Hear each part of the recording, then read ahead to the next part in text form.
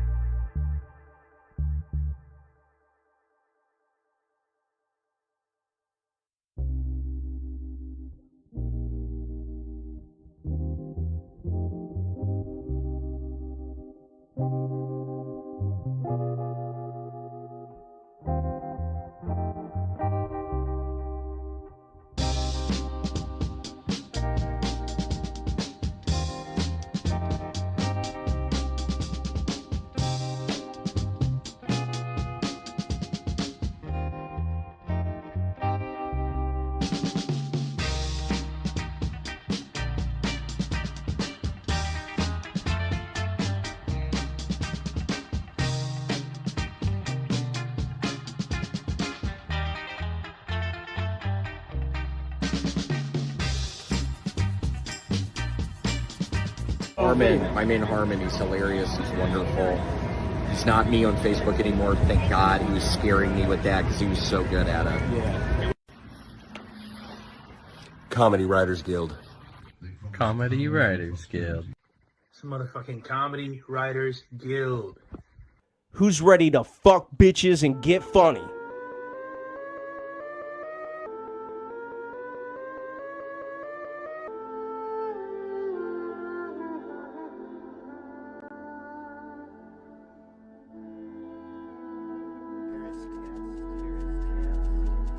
Signal if you can hear my voice. Here is test.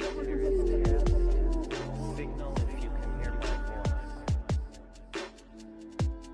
As we cross the river into the Evergreen to the land of Tula. Here is test. Signal if you can hear my voice.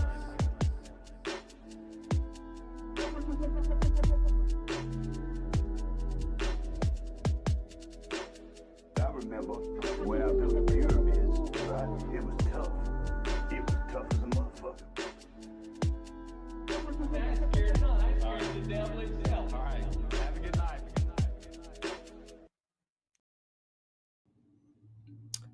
Hey, what's going on, everybody? It's your boy Harmon coming back to you live for another amazing week at the Comedy Writers Guild. You know, I hope everybody had a great week. I'm still coming down off of the high of last week.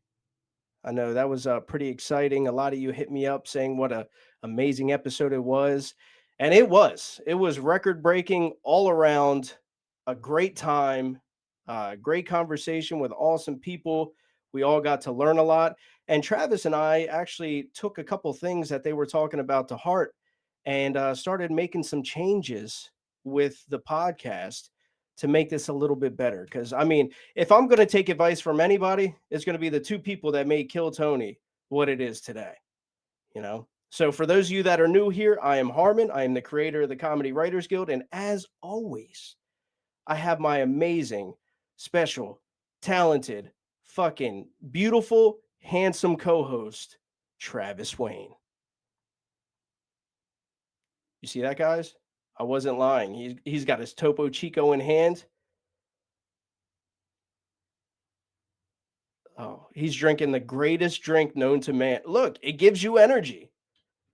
Fuck all that Red Bull. Topo Chico gives me wings. You know what, Travis? That's actually a good idea, man. I'm going to crack me a nice Topo Chico. I advise you guys to do the same. You know, not advise, but I hope you do the same. It's amazing. Crisp, refreshing. Topo Chico, the unofficial official sponsor of Comedy Writers Guild. But yeah, so those of you that are new here, let's get into how it works. So how it works is we will start off with a joke setup or a concept, and it is your job to deliver the funniest punchlines in the comments. You have 15 minutes to submit your answers. Meanwhile, we will try our best to keep you entertained with our spontaneous and hilarious banter on topics of conversation that just happen to naturally arise. All right, if you're watching this on YouTube, come on over to Facebook. Come hang out. If you're watching this on Instagram, we're actually going live on Instagram for the first time tonight because that was suggested by Christy. So we're live on Instagram tonight. Come on over. Hop on over on Facebook. That's where the real fun is. That's where we get to read off your jokes that you put into the comment section. So come hang out. Now, what this podcast is all about, let's get down to the first joke concept of the night. They say it's red versus blue, but we all know it's really... What is it really? They're trying to divide us, folks. That's what they're doing, all right? But what's really dividing us? And as always, Travis put it right above there. So check that out. It'll always be there. If you're anything like me and you'll fucking forget in 30 seconds, yeah, what it is. And yeah, now to the second reason why we are all here tonight. as always, we have a special guest that comes on, and this guy is very special to us because he actually helped us out on the podcast before by coming on and doing his amazing impression of Donald Trump. You know, he's got to be the best Donald Trump impersonator I've ever seen. But he's more than that. So I wanted to bring him on as himself. This guy can do many impressions. He's got a lot going on right now, comedy wise. He has some big events coming up. Really good guy. I've really gotten to know him over the past, I don't know, 5 months or so. And he's just an awesome dude. We always have great conversations. So let's kick back because this is going to be a nice, relaxing conversation between three, I'd like to say friends now, as I introduce you guys, Kirk Williams.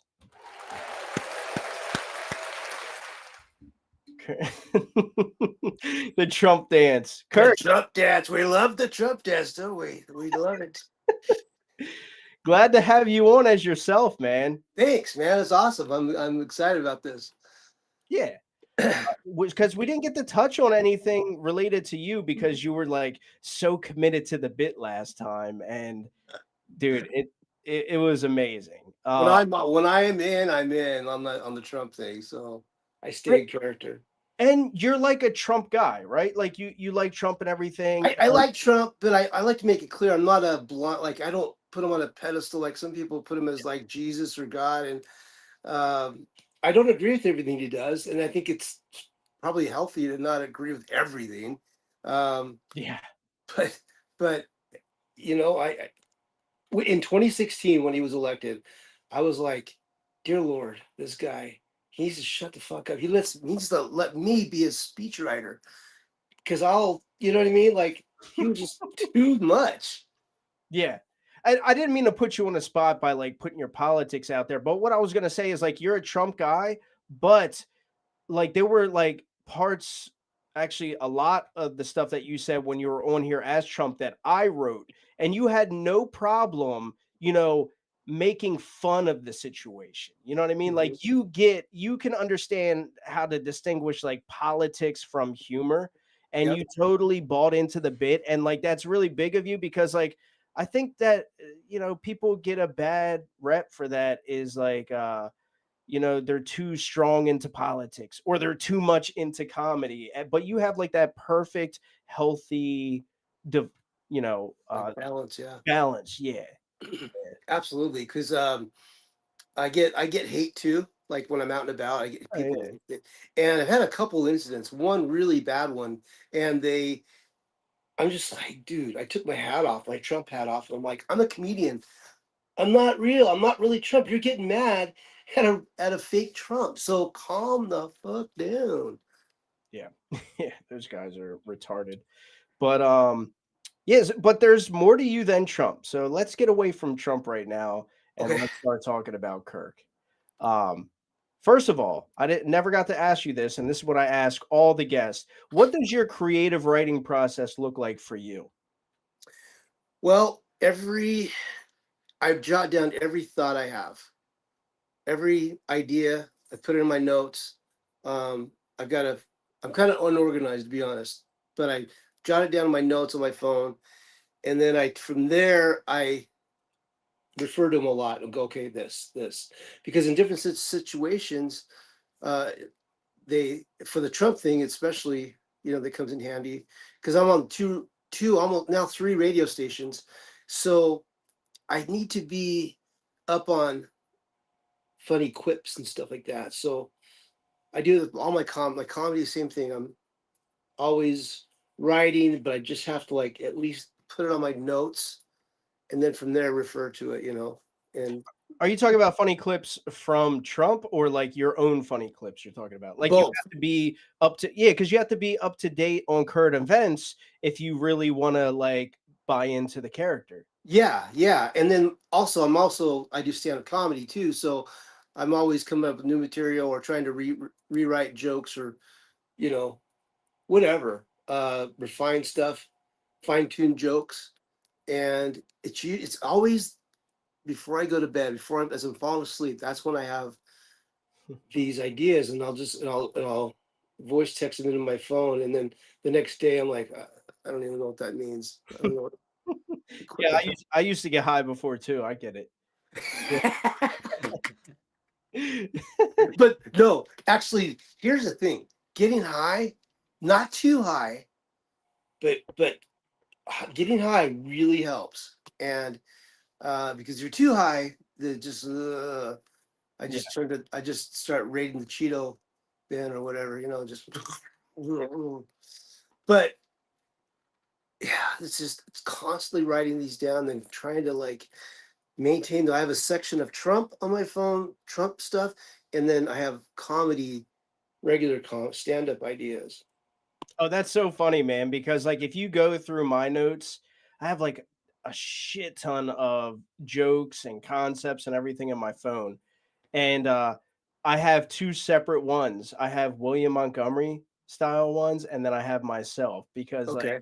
for like a year almost, maybe almost, I was writing like William in like his style and shit. So that's so funny. I get that, man. Do you find it easier to like I hate to use the word hide behind, but like you're kind of like hiding behind a persona being Trump. Is it easier being Trump or is it more comfortable being yourself? It's easier being Trump. Right. Absolutely, 1,000%. Here's why: because he can say whatever the hell he wants to say. He'll say whatever he says. So I can run anything through the Trump filter, and I've already got that dialed in. So if you say, whatever, I can run it through the Trump filter, and it's comedy gold a lot. I can, in just the way he said. Like today, I was on this radio station, and I just out of nowhere said we could talk about politics or we can talk about making cookies. And I'm like, I make the best cookies. It's like that's something as simple as making cookies. I can make Trump make that funny. Thinking about Trump talking about making cookies. That dude's never made a fucking cookie in his life. He never has. Yeah. He never will. But No. that's what's funny is, and a lot of these stations are in the South, like Missouri, Texas, Tennessee. So they love that kind of stuff. They love, they can totally relate. So yeah, so you've mentioned it twice, and it's something I was going to bring up, right? So you are on 3 radio stations now. Guys, if you haven't checked out his clips, we have all his socials down below. Travis put them below. Go check out his clips where he's calling into these radio stations, and they are so excited. I believe like once or twice they legitimately thought, like they had to think for a second, like, am I talking to Donald Trump right now? yeah, they don't know. Like today I called into this, I don't remember. It's 105.5. I can't remember the name of the radio station, but what's cool, so I look at them on TikTok Live, and then I Google the number, I call it, and then I just, whatever happens. I called it this morning. They answered the answer, and I said, this is President Donald J. Trump. And there's this pause. And so then they sent me the clip off TikTok Live, and they're like this. They're looking around going, like they don't know how to handle it. It's Yeah. I really admire Sacha Baron Cohen. Yes. And I feel like I am a small version of him when it comes to Trump, because he's the master at just pulling the wool over somebody's, and just being a different character and having people buy into it. It's so much fun. Dude, he is one of the goats, man. He is. He is so incredible at what he does. And you also met Frank Caliendo. Frank Caliendo. Yeah. Yeah. Fuck yeah. Yeah. And you got to show him your Trump impression. I shot my shot, and he I did my Rosie bit with him, and he just went like this. He went, because he's a little bit short. I'm 5'7". He's a little bit shorter than me, just by like whatever, just a little bit. So he looks at, and he just give me this weird look, and then he goes, "That was better than John's." He wouldn't say him, but he was talking about John Holmberg, morning show, KUPD guy. John's a good impressionist. Can do a lot more than me, but that was my moment. Yeah. It didn't serve me in any way as far as projecting my career. It was for my own ego, and I savor the flavor all the time. Fuck yeah. Yeah. Good for you for recognizing that too. Like, yeah. No, that's cool, man. Like if I ever got the chance to like be with William and just like do one of his jokes, of course I can't act it out like him, but like he's given me props on some of the jokes that I've written. So it's that doesn't do anything for me, but it does give you that little boost, you know? Yeah. So I get that. And last year or back in the summer, we went to, my sister and I, we always go to, it's called Mad Monster. It's a horror convention, and not horror like you're thinking, but horror. Okay, get How'd your you know mind I out of the was gutter. thinking that? How'd you What's know? that? I said, how'd you know I was thinking that? It's like, Because I damn, know they you. they got horror conventions. Your mom's there. Oh, But, damn it. I was just about to say that. God damn but it. I got to meet the great stuntman and actor, Kane Hodder. He plays Jason on Friday the 13th. Oh, okay. And he's awesome. So I did it with him, and got my sister recorded it for me, and I did my impression for him and a few others, but he was my favorite. And just these celebrities, just watching their faces, just go, wow. Like Kevin, he was on gosh, Heart? not Hart. No, his brother is more famous. He was on, oh gosh, Entourage. I don't know. Kevin Trump? Is his brother the president? No, Kevin, his brother is even Dylan, Kevin Dillon, Matt Dillon's brother. Oh, okay. I did it he was there, and then we just walked up to him and said, hey, my sister was my wingman for all this, because it's weird if I just approach him, but if she's like, hey, my brother's a comedian, he does this, and I did it for him, he's just like, wow, man, that's wow. Yeah. Yeah, I just looked them up. I know who you're talking about. Yeah, Kevin Dillon. Okay, so you have like the radio station stuff going on right now. You also have a pretty huge event that I want to talk about coming up that you're going to, which is not my style, but I think it's fucking awesome and it suits you and I love it for you. But you want to talk about that? Yeah, it's gonna be it's called America Fest. And let's also say that I do live appearances. I do birthday parties. I'm doing a wedding next month or next week actually. Bride and groom are having me show up as Trump, so I get the blue suit, everything, the whole nine. And she's having me do their pre-wedding cocktail party, and I'll show up as Trump doing that. But so I do birthday party, all events, but this is for Turning Point USA, called America Fest, and it'll be in downtown Phoenix. And so, I mean, Trump Jr. is going to be there, Kirk, your favorite, and Tucker Carlson, some of these guys, Steve Bannon. Yeah, Tucker. I do like Tucker. I do like. He's Tucker. cool. He's cool. Yeah. And I used to fucking hate Tucker, dude. Like when he was on Fox News, but then I realized, oh, he was doing a character. You know, like Fox News is fake and he was doing a character. Now that he's like doing his own thing, kind of like Candace Owens. Now that she's like doing her own thing and everything, it's like you got to respect these guys. All they want is the fucking truth. And I love that. I don't know. Tucker Carlson, he lost a lot of respect from me the other week when he brought Nick fucking Fuentes, of all people, on his show and then did not grill him like a steak. Like, do you know who Nick Fuentes is? No, I don't, but I've heard of him. He is like an actual, like, I'm not just saying this like as a form of hyperbole, but he is an actual white supremacist. Like, has all this shit to say about, the blacks and the Jews and women and shit like that, as if he's not half Mexican. But yeah, no, he's huge.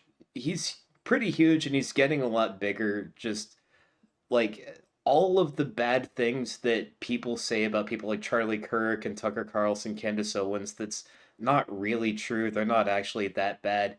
He is that bad. And Tucker just kind of played it off like he was one of them, and that hurt. Yeah, I saw that, but I didn't know who the guy was. So I thought it was like Same here. I yeah. didn't know what the controversy was. Yeah, I saw like a 20-minute clip of it and I thought it was great. I thought it was a great conversation, but I didn't know who he was. So I don't know. Yeah, to be honest with you, I don't give a fuck who he is. You know, but I do know that like I don't know, he surprised me when he started doing his own thing, Tucker. And it was just like, oh wow, this guy's like really just wanting to dive into shit. Same with Candace Owens. If you would have told me fucking 5 years ago that I would actually like these people one day, I'd have thought you were crazy. But I fucking dude, I love Candace. Candace Owens. Sorry, babe, but she's babe. She's great, and I do respect. She came out shortly after Trump was elected and kind of came out like really upset. I can't remember what it was, but I'm like, because everyone bows down to Trump, everyone, you know, and I'd like to see that she put a little resistance up against him, you know, and called him out. I can't remember what it was, but just the idea of her doing that is cool, Yeah, for sure. Yeah. you know. I'm not a conservative by any stretch of the imagination, but I do have a pretty good deal of respect for Candace Owens and for Marjorie Taylor Greene lately. Just for Believe it or not, yeah, you're right. not just like absolutely falling in line with every psychotic little Zionist thing that Trump ever wants to do. She's still a psychopath, dude. She's still fucking batshit crazy. Yeah, she's wild. But so what do you do? So you got all this stuff going on. You're gonna be at Turning Point USA. You're gonna be doing something with that. You got these radio stations going on. What do you do in the meantime for your job? My money maker. Your money- I'm an escort actually, and Oh, you know it's going really good. I How cater much? to blind women. A lot of them like chubby fat guys. So yeah, it's the feel. I get it. yeah. Oh, there's plenty to fill. They love it. They do braille on my nips. Dude, if I were blind, you could probably fool me. And straight, you could fool me, dude. I These feel like lips- you got a couple handfuls going on. how we These lips doing, right here. Mr. No, I'm a President? I am a process server. I am as they say, a servant of the court, and I serve legal papers. So knock on your door, Harmon, how you doing? You're like, what? You've been served, baby. In fact, here's some documents right here. I had to try to Oh, serve damn. this. Guys, don't screenshot that. I feel like whatever he just did was illegal. The front page, no, but the rest of them would have been. But I did it so fast. To serve So yourself? You do that.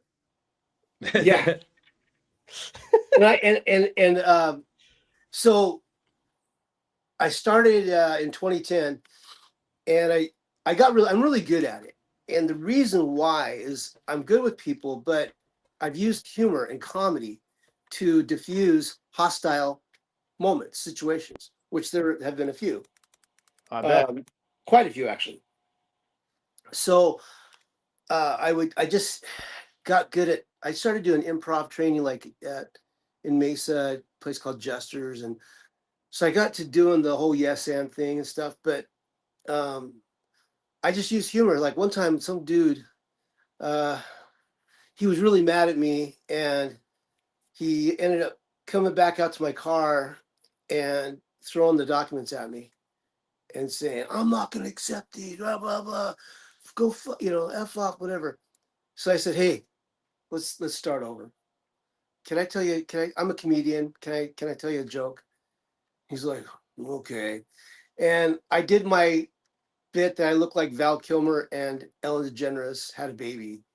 And at the time I had spiky hair, so I did have the Ellen DeGeneres look. And he laughed and he goes, "Okay, I'll take him." Oh, wow. All right. So I learned to use comedy to my benefit. And it's actually a fun job. It'd be fun. Yeah, for sure. It sounds fun. Do you get to carry? I don't, because I haven't really I've had a gun pull on me twice. Mm. And I just don't because I think I'm just I don't know. I think probably dig into my fat thigh, hips or belly or I don't know. It'd just be uncomfortable. But yeah, I don't carry right now. But They have comfortable clips, man. Like yeah, I would carry if I were you. If I had your job, I would for sure. But yeah, that's crazy, dude. That'd be funny if one day you were like, "Can I tell you a joke?" And then you like know what the document is that you're. It's like some guy's wife trying to take half his money. He's like, "Joke's on you. Your wife's taking half your money." I do a lot of divorce papers actually, and family court, family law stuff, family, and um, I had one guy that like just he just basically broke down, and I became like a counselor and a comfort him and just I made him feel better. And I said, hey, you got this, man. I'm divorced too. He goes, just this happens. I don't know what I said, but I felt like a watered down version of Tony Robbins for just a few minutes. Yeah. um. Yeah. When you're doing. Oh, actually, sorry, I just remembered this. You can do other impressions, can't you? Yeah, I do. I do a bit. Um, I started doing. I started doing like. Remember the movie Nutty Professor with Eddie Murphy? Oh, fuck yeah. Um, that's when I started really kind of having a huge interest in trying to do impressions. Like the grandma, it was hilarious. She's like, "Lady, I'm gonna attack. I'm gonna talk this being the crack of your ass." Like, and I started trying to like imitate her. And so then fast forward to when I was doing comedy, now here's the thing with when you're on stage, at least for me, you're already kind of nervous. So your mouth dries up and it's hard to do some of the impressions because your mouth's got to be just right. Just like, when you get ready to go down on a woman, you got to have the right amount of moisture. You know what I'm saying? Or a man. And guys, if you don't have the right amount of moisture, always bring on stage with you a nice, refreshing Topo Chico. It'll Topo put the Chico. moisture back in your mouth. And I then her like that. pussy. So started doing McConaughey. I came up with a bit where if McConaughey was our president, if I could choose anybody to be president, it'd be Matthew McConaughey. So he's like, all right, all right, all right. There's no, I can't think I set it up like he would be the best president. And he comes in and goes, there's no way I'd be the best president. There's no way. But I'll be the coolest, And I talk about like, hey, we're gonna have a big party at my house, all the world leaders come to my house, we're gonna smoke a little weed, but like and it's not as good as what it should be. And so then Bill Clinton comes in there, he's like, I would go to that party, and like, you're not invited. And I think actually I do a little bit about Clinton. I'm like, he's actually one of my favorite presidents as far as entertainment. Like, I did not have sexual relations with that woman, Miss Lewinsky, and then Trump's in there too, obviously, and then the running mate for vice president would be Christopher Walken, and so He's got to take a drink. you gotta take it. He's like, Matthew, I gotta say, it's honor to be your vice. Hold on, let me do it again because I hear it though. you hear it. The speech. If I do the speech, that's with impressions. You have to like go to a familiar line from a movie or whatever. Like two little mice fell into a bucket of cream. The first mouse quickly gave up and drowned. The second mouse wouldn't quit. So I kind of get into that. And then I could do. But then what happens is some impressions. Trump sometimes slips in there too. Oh yeah. Oh, yeah, because that's your go-to. I get That's it. my go-to. So if I'm doing something that Trump will come in and I have to get rid of Trump for a little bit and get back. And then, then you have to like get into it. Like McConaughey, he's so laid back. He's like, all right. He's like, we're going to kick back here on the Riders Comedy Guild. You say that every fucking time, dude. I know. God. Comedy writers see that it's now I'm doing Trump. So Yeah, no. Yeah, you just proved your point. You yeah, now would you rather go down as a comic or would you rather go down as an impressionist? that's a good question. Can I do That's what I'm both? here for. I would say an impressionist because you have to be funny. So you're already kind of a comedian, or you already are a comedian, Yeah. like Caliendo. You Yeah. know, he's funny and he's great at his impression. So you Yeah. know, it's yeah, it's just one of those things. And I'm working like I'm always working on Trump. I'm always because here's the thing. If I do a video for somebody, I'll do like 30, 40 takes before I get it right. But I go on a radio station live, there's no messing up. The So heat is that's on. That's why it's like the pressure is on. You the got to pressure is on.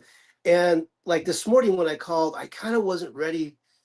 I do things, I'm very impulse. Like I do things out of impulse, which is good and bad. But um, I called this radio station. I really wasn't expecting the answer. And he's like, they're like, I'm like, this is, and I'm like, sometimes in the morning your throat's a little bit scratchy or whatever. So Yeah, but I've heard Trump call into Howard Stern early in the morning and he sounds tired, like yeah, I've definitely heard him on the phone where you're like, oh, he just knocked the fucking crust out of his eyes and went straight to the phone. but I get overly it has to be perfect. It has to be perfect for me. I'm a perfection when it comes to that. I'm a perfectionist because Yeah. I don't want it to be if I hear my own voice in it. Yeah. So that's why I have to redo videos sometimes if so I have to really like dig deep into it. When you're out in public and you're doing it, do you ever get like you said that some people get pissed off at you? Do people like assume like the normal assumptions that come with the territory, right? Like you're racist or, you know, which I don't believe that stuff, but I think there's racism everywhere and there's people that hate people everywhere, either side, both sides. But like, Mhm. do you get that? Do people like come up and automatically assume like you're racist or anything that comes with the territory? Yes, yes. There's a bar. You go to a bar almost every Friday night in Scottsdale, and there's a group of gay guys that show up just about every time. They hate Trump, hate him. But I've developed a really good relationship with these guys. They love me. They love my impression. They love because I make fun of Trump too. Yeah. And so it just equalizes the things out a little bit because people will even ask, especially on TikTok Live, they want to know if I really support Trump. Yeah. They're like, do you support him? Do you support him? Do you support him? Like, dude, look, does it matter if I do or don't? Just enjoy the impression. Yeah, that's what I don't like about politics, and that's why, like, I don't get down with it because it's like you have to choose a side, and it's like, dude, if you were like really thinking about it, like if you sat down and really thought about it, both sides are absolute dog shit. Like, Mhm. so, like, I don't want to box myself in. Like, that's why I'm kind of easy with like any political stuff that I do because everybody has opinions and I get that, right? Yeah. So I don't want you to ever know what my opinion is unless I'm specifically talking about it. So if I'm making a joke about it, I'll start off and you'll be like, "Oh, he's one of us." And then by the time you're done reading the joke or hearing the joke or whatever, you're like, "Oh, he's one of them. I don't know what the fuck he is." I try to like do it in an artistic way to Yeah. where you don't know where I stand politically, and it's really just making fun of man, like making fun of our nature and how we are as a society, and it's poking fun at both of them and making myself look like a retard, and that's what I enjoy doing. Other than that, like if people want to know like my political views, like yeah, I will talk about it, but nobody has the same as me because well, no, I would say just burn it down and start fresh. That's the only way we're gonna get anywhere. Burn it Yeah. all down. That's my views.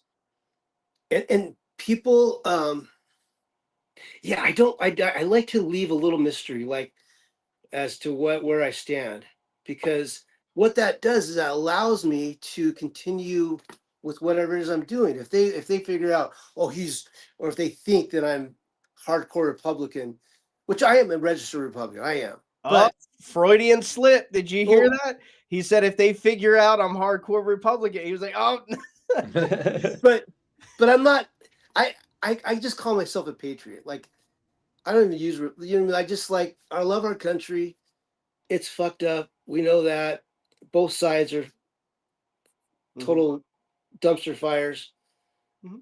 And I get to come in there and make people laugh and just have fun in the moment, whatever it may be. And the other thing I do is I really build them up. I really kiss people's ass as Trump. Like I learned that reading the book How to Win Friends of Influence People, because people like that. People like to hear their name. So I'll say, "What's your name?" And today I did it for somebody while I was serving papers, actually. I said, "What's your name?" And she said, "I said, we're here with this lovely lady. She's very smart. We're gonna put her in the White House, okay? Because she'll do very well." I like. Next thing you know, they're laughing, and they can't help but like it. Yeah. Yeah. Yeah, you hear that, guys? Everybody, let's just fucking drop the politics. Let's just all have fun together. And you know what I mean? I'm Yeah, talking about the whole world, not even in just comedy. Like, just like the premise says, they say it's red versus blue. Like, it's not, man. It's bigger than that. It's us all together as one. Let's just laugh and have fun, and that's what it's all about. I was recently just called racist for the first time ever. Right? oh, Yeah. Yeah. oh, Not, and let me preface it, not directly, but indirectly. Okay. Because there's this comedian, and I think you know her. I think she's actually out in your scene. mm, Yeah. Yeah. She's actually out in Arizona area. But probably do. she deemed this person racist, this other person, because the person made a joke on Facebook. And her joke was, uh, we showed up so late to the club last night for the open mic that even the black folks were on time. Right? Which is funny. And she's I a, know exactly what you're talking about. oh, you do? I do. And we didn't even talk about her. And you know who that, Well, the girl who said it, I know her very well. yeah. And she And seems she's a great. new comedian. She's fairly new. Mhm. And But I know. if you saw that post, there was actually a bunch of black folks in the comments saying that it was funny.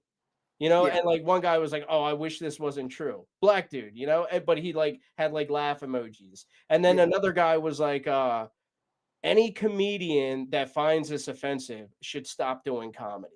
And I agree with that. Black dude, right? So Yeah. like they all got the joke with it, but that was enough for one person to deem her racist. So I hopped in the comments and I said, "Hey, give it about 2 to 3 business days and the black people will start dogpiling in the comments." And I said that like very early on before they actually started coming into the comments. And Uh, just being funny, you know what I mean? But now, racist by association, yep. and it's just like, come on, man. First of all, get funny. That's what we're here to do at the Comedy Writers Build. Fuck bitches, get funny. That's what the shirts say. Yes. And 1000%. and in that case, fuck that bitch. That's what I gotta say. I know who you're talking about, and I agree. Okay, I really do. and I have a bit it's been a while since I did it, but it's about how each race reacts to me serving them papers. It's funny because it's true. White people react a certain way. Black people react a certain way. And Mexican people, those are the three major races we have here in Arizona. And I encounter them all the time, but they all react. I've noticed this. This is a years of observation of dealing with them. And I did this joke, and there were some black people in the audience, and they were like this. Because it wasn't Yeah. racist. It was just funny because it's funny because it's true, is how they react. It's stereotypical observation. Yep. Right?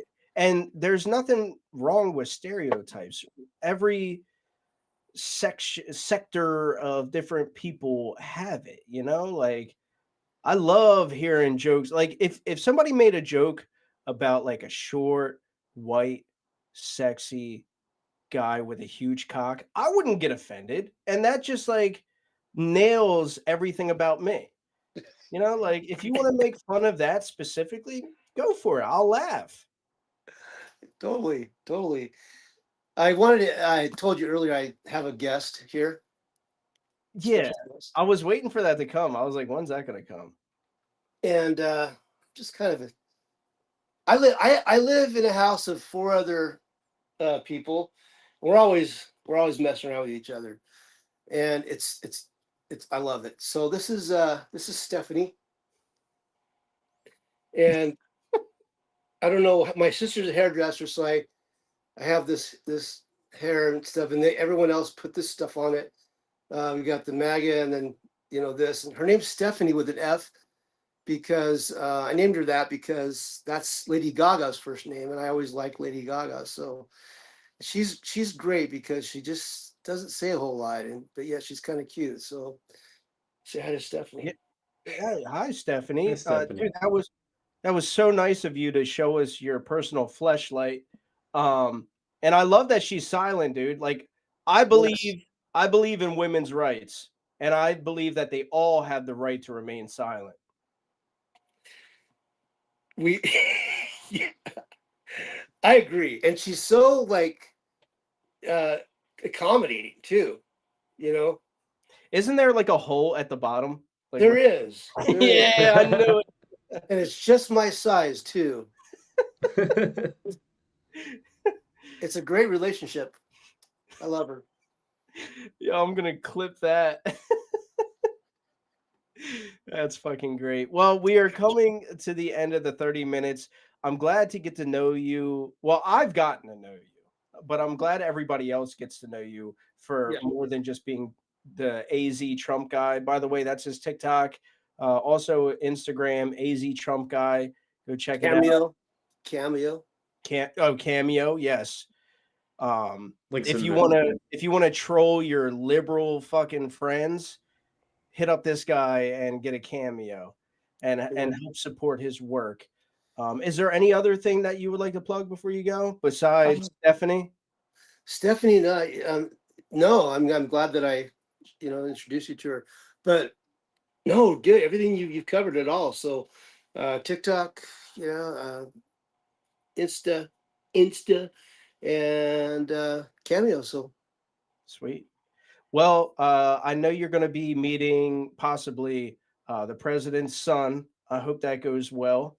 Erica Kirk, all that. I mean, whatever. But but I hope everything goes well for you, man, and your future endeavors. And I'm glad, like I said, we got to see more than just the Trump side of you, man, because you're an awesome dude. You're always in great spirits. You're always like messaging me voice memos. You and I will go back and forth, and like you're just an all around good hearted dude, and I appreciate that. cool. I appreciate that, and it's fun getting to know you too, and it's a journey I'm on, and I love it. And so I'm gonna keep riding that wave. Man, I hope that wave takes you all the way to the top, man. You deserve it. You're a great guy. Thank you. Absolutely. Well, thank you for coming on tonight, dude. You got it. All right. I'll Thank talk to you you. guys. Yes, All sir. right. Thank We'll you. be in touch. Thanks. Peace. Later. All right, guys, go check out AZ Trump Guy on all social medias, and then Kirk Williams on Facebook. Oh yeah, links are in the description. Yep. And let's get down. Oh, real quick. If you happen to be watching on Instagram or you happen to be watching on YouTube, come on over to Comedy Writers Guild Live Podcast, or follow me, Harmon Comedy, or follow Travis Strum on Facebook, and you will be able to be a part of the interaction. So there's an interactive side to this podcast where we give you joke concepts and you drop your punchlines in the comments. but only on Facebook.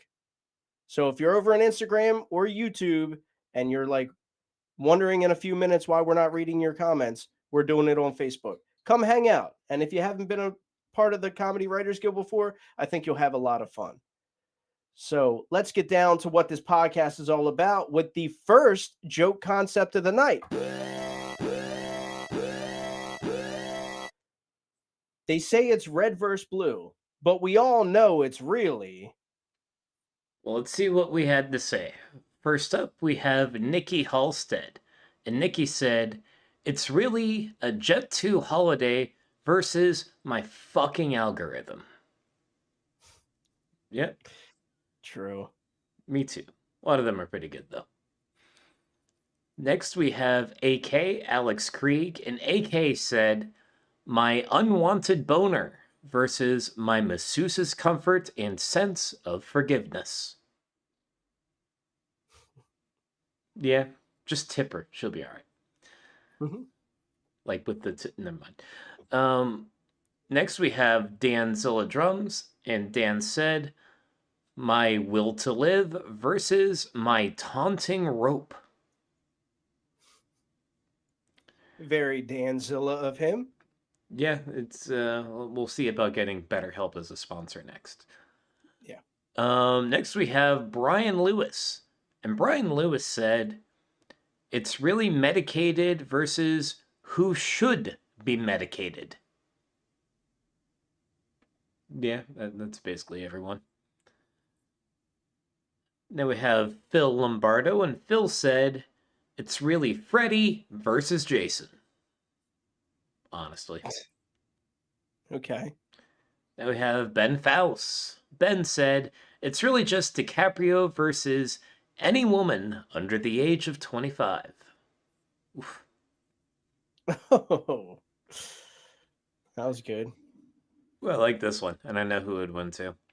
Nikki Halstead said, we all know it's really Diddy versus Fiddy. I got Fiddy. Oh, yeah. He's like one of the best trolls to ever do it. He really is. I would love to get Fiddy on the show. Dude, I said that before. That's one of my dream. Actually, I said it before Comedy Writers Guild. That's one of my dream guests on Kill Tony. But now it's Comedy Writers Guild. I would love to have that fucking guy on here. There's a lot of rappers with a lot of really funny bars that I would love to have on here. 50 Cent, Prof, Danny Brown, lots of them. Yeah. Fucking Redman. Next we have Leonicio Carmona. And he said, I love all of you. What a gaylord. All right. That wasn't a joke for the concept. Yeah. I'm going to block him right now. All right. Next we have Kyle Yankowski. Sorry, Yamkowski. He said... he was complaining about his spell check about a joke that didn't get enough reacts. All right, never mind. Next we have Nikki Halstead, and Nikki said, but we all know it's really CWG versus Sauced. Versus what? I don't know what you're talking about. Never heard of her. Next we have... oh, me. And I said, it's people who do not react to the jokes versus me fucking their moms. But y'all did a good job this time, so good on you. Okay. Good. Next we have Jay Irwin. Jay said, it's really pee versus squirt. That's the debate of the century. It's the... don't they have to be two different things for this to count? Actually, touching on that, when we had Donald Trump on the podcast, right, he actually went over that rumor of pee being squirt. So if you haven't seen that episode and you want to see Donald Trump talk about pee and squirt, because he let us know that he's a professional when it comes to female ejaculate. He said he's actually somewhat of a expert on the subject matter. So go check that out if you haven't seen it already. Next, we have Phil Lombardo. Phil said, it's really William Montgomery versus Timmy No Breaks. Oh, I didn't like that. Yeah. Next, we have Joffrey Warren Featherstone, and he said, it's really this Blue Chew and me versus everyone. Oof. Next, we have AK Alex Krieg, and AK said, it's Kimberly Frederico versus all male attention spans in the Discord chat. Yeah, that tracks. Yeah, I had to get out the other night because I had homework to do, and yeah. It's not her fault that her titties are too heavy for every shirt, you know? There wasn't much of a shirt. Next we have Clinton Patrick Kofia, who won't get on even if he does win, so we'll skip. No, I'm not going to skip you. Clinton said, it's not red versus blue, it's Kimberly Frederico versus Topo Chico. I think it might be her top and the chi-chi's busting out of it. I think that's probably what he means. Topo Chichico. Mm-hmm. Next we have Brian Lewis, and Brian Lewis said, it's really Adderall shortage survivors versus people raw dogging reality.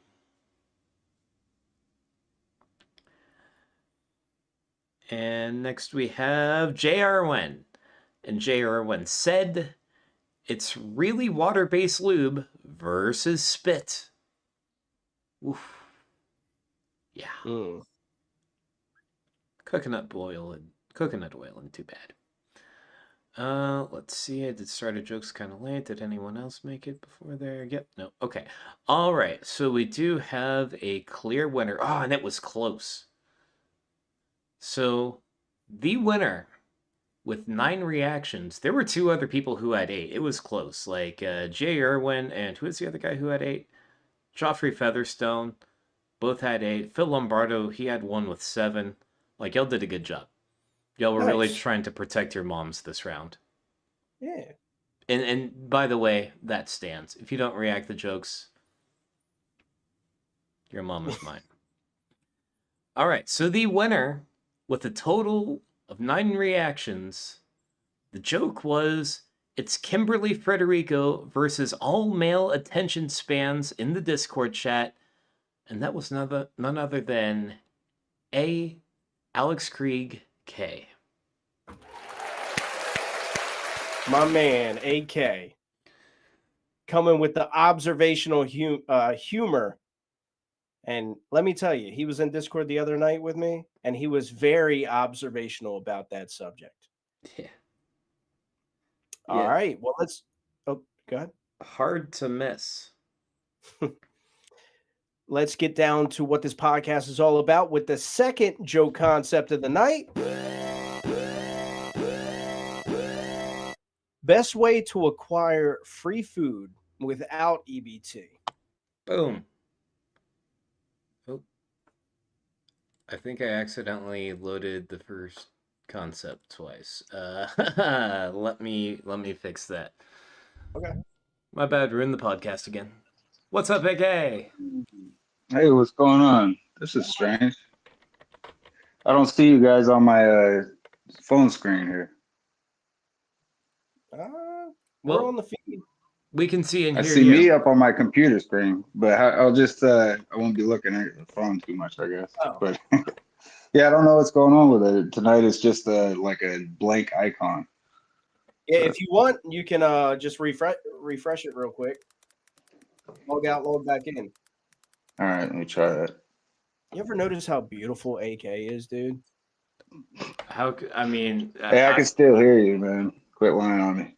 Oh, there we go. So it works if I have my phone vertical. Look at that. Sweet. All right. Well, hello, guys. Hey. How are you guys doing? God, I'm doing better now that you're here, man. Look at you. Yeah, it's nice to be back. Definitely not participating in any cult-like activities. Hell yeah, dude. We got to drop a hat. Just complete that picture we're seeing right there. Oh, we have No, hats. that's hat something. Oh, we do? Oh, okay. I'll wear a hat. Yeah, we have hats. Yep. I created hats. We just haven't had, I just never really pushed it like that. Oh, right on. Yeah. Yeah. I'll check them out. What's going on with you, bro?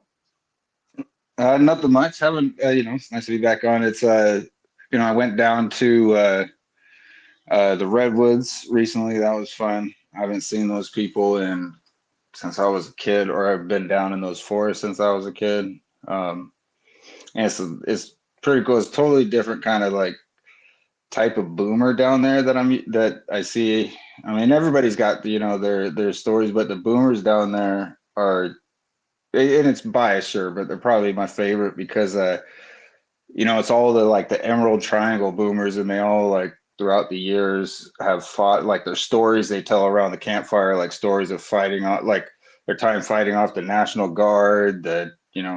There's task forces that were set up to come and get them, like localized task forces and all sorts of people. I don't know the history. Why was there a National Guard there?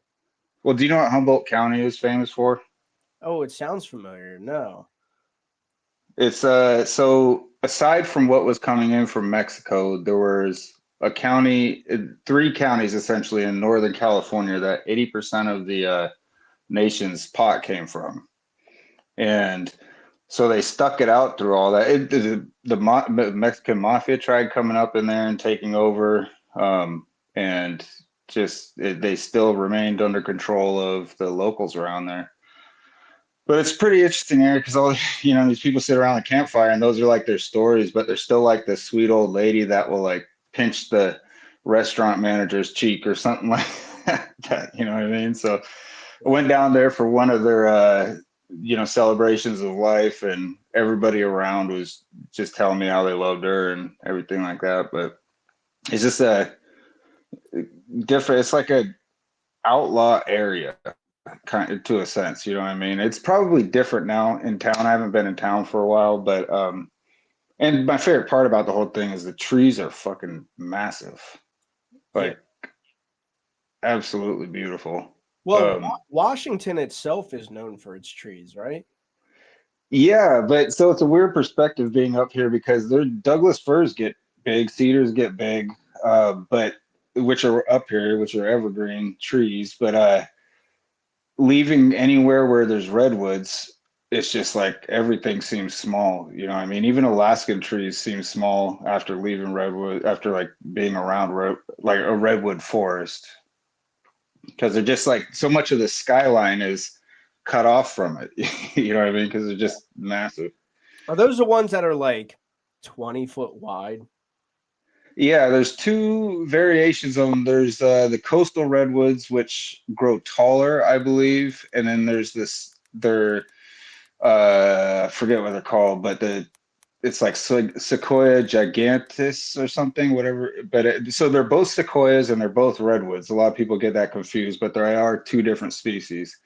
And then there's a species in China that actually loses its needles throughout the year, so it's a different species over there. But yeah, they're massive. There's ones you could drive through. I guess my preschool. We used to have lunch inside of hollowed out tree stumps. Like all 12 of us or so would just crawl through like a hole and get inside here, and just everybody would eat.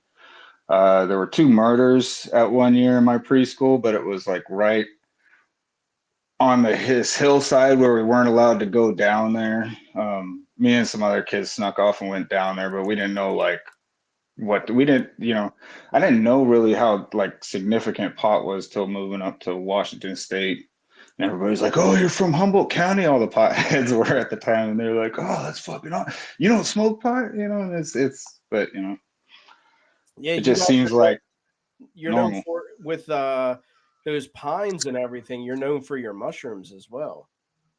So the Northwest, yeah, Washington's probably better than like the redwood. I mean, redwood area's got some nice mushrooms, but it's right now is an unbelievable time. You could find anything you want up here. Yeah, for that's the why most part. you just recently went to an event, or have you gone yet with Paul Stamets? Yeah, that's right. So I did go there, and I didn't stay for the like. I wanted to stay for like a book to buy a book and get him to sign it, but I just ended up talking to his son outside after the lecture and left. But yeah, that was pretty cool. Friends on Facebook with the other speaker now, who is Paul's mentor. They had a lot of stuff with Terrence McKenna there. He's kind of interesting learning about him. He's like the maverick of the I mean Paul's a maverick too for sure, but Terrence McKenna is like the guy that like floated from like mushroom circles to mushroom circles and just inspired like everybody anywhere he went, you know what I mean? And then died on a mountain like a fucking boss on a volcano. So, Yeah, in Hawaii. yeah. Yeah. Dude, for those that don't know, if you do not know who Paul Stamets is, first of all, if you don't know who Terrence McKenna is, I'm calling the fucking cops. All right? Grow the fuck up. But if you don't know who Paul Stamets is, seriously, go over to Joe Rogan's podcast, type in Paul Stamets, and listen to this guy. This guy's like the master when it comes to anything to do with mushrooms. And he's so informative. He was actually wearing a hat made out of a mushroom. Yeah, Right? so the other guy, the Michael Bug, the other speaker here, he had similar hat. Yeah, I I saw mean, that on the picture that you sent me. He had that same hat. yeah. And Yeah. he also had a cool backstory to it. Like I guess Native Americans would use that particular mushroom, and when they would travel, it's like this big mushroom, and they would put a burning ember into the mushroom Sure. and kind of like fold it up a little bit, and that ember would stay burning inside of that mushroom so that they can travel to different places and always have like a quick way to start a fire. And I was like, dude, that's so fucking interesting. Well, that makes sense because it's organic, so it's not going to burn very easily, but also it's probably not wet enough to put out the ember like a piece of fruit or something would be, or some Yeah, vegetation might be, you know? it's just Yeah. like moist enough to like keep it going, and provide Yeah. you with like enough air and oxygen and all that. Because I think mushrooms also kind of breathe. They breathe like we breathe, not like how trees breathe. They breathe I think they could breathe both. I think they could use both oxygen and carbon dioxide. And for people that don't know, man, like I never knew until Paul Stamets was on there because, of course, I listened to hours and days and weeks and months of Terrence McKenna. Like pretty much every lecture he has, I tried to listen to. But like I never knew what type of fascination I would have with mushrooms and like the all the things that it can do, like all the types of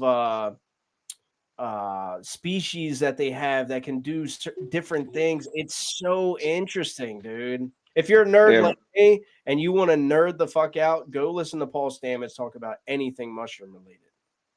and they have unlimited lifespans. The largest organism in the world is Yep. mycelium in uh, Oregon. And the Yeah, spores it's can cool. float through space without any issue. Yeah. Dude, lichen. People need to respect lichen more, man. Holy cow. Lichen could have been the first thing to crawl on land and bring everything else. You know what I mean? Like it started all the food for the fish to get on land and everything like that. So it's and it's the only thing on the planet. It could survive in space, like Travis was saying. It's the only thing on the planet that's actually it's two, it's an algae and a fungus. Oh, wow. It's actually a lichen isn't one organism, it's two organisms. When you see lichen, it's two things. Well, I'll tell you one thing. I'm liking this conversation because That's good. this is Not right too up my funny, but alley. If we're not going to right be on. talking about comedy, I'd rather talk about this shit. I fucking At least love you throw a pun in, you know? it. Yeah. And actually, one of the things before we go, we got 3 more minutes, but Paul Stamets on that podcast was talking about how I believe he said like China or over in Japan, one of those people. That sounds bad, one of those people that look similar. But they said they were having issues with like their subway systems, right? And like how they intersected and like, you know, like Slime created. mold. What's that? I said slime mold. Is that what it was? Yeah, I know exactly what you're talking about. Well, he said there was like a certain like mycelium or something that they made a replica, like a small replica of the subway system, and they put this certain mycelium in there, and the mycelium was smart enough to grow to show like the best possible path to take for the subway, and like that's how they routed their subway system or something, by watching how that smart organism just like grew inside the replica. And it's so fucking fascinating. I got a hard on right now, dude. Like, These slime molds, I think it's slime mold mycelium is what you're talking, because that's the same kind of experiment. That's one of my favorite things about one of these books that I read was the slime. They would literally go down the wrong direction and turn back when they would retract when they didn't want to go that way. But they did it with London. They mapped out London and put a mold in, and eventually the slime mold found it created the pretty much similar to like the roadways in London. No shit. They're getting around. It pretty much mapped out the roadways exactly the same. That's crazy, man. Yeah, it's fun stuff, man. I'm so jealous that you live near Paul Stamets. I would literally be sitting at like my local coffee shop just waiting for that dude. I'm just kidding. I mean, the celebrityism of it, I've been to his house, but haven't met him still, you know? I'm not like a big celebrity guy, right? Like no celebrity is going to make me like ooh and ah over them, but I do like fancy myself an intellectual, and I love having intellectual conversations. And if I'm going to have one, I'd want it to be with like Dennis McKenna or Paul Stamets or like somebody of that caliber, because they would be talking about exactly what I'd like to nerd out about. Yeah, and you'd never be able to pick their brain enough. No. It would just be telling you fascinating story upon fascinating story of all the information that they have. It's just crazy. Dennis is slept on, man, because his brother was so huge. Mm-hmm. You know, but Dennis, he's the reason I knew about his brother, and Joe Rogan is the reason I knew about his brother, because he's been on there multiple times. You know, if you can get over the McKenna brothers' weird, obnoxious voices, then because they have the strangest voices, dude. You gotta admit that. I imagine he's a strange looking. I mean, he reminds me of like Dexy's Midnight Runner type of hippie. You know what I mean? Like beatnikish type of hippie. His look did. So I imagine he'd have a voice that would match. Oh yeah. I can't imagine what you mean about weird voices. That's pretty much what Terrence McKenna sounds like. Almost spot on. Okay. Yeah, I'm gonna check him out. Like I said, he's on the reading queue. I'm in the middle of I guess I'll show it this is for Kyle really quick, but I'm in the middle of, not in the middle, I just started this book, but it's An Immense World, but the subtitle is How Animal Senses Reveal the Hidden Realms Around Us.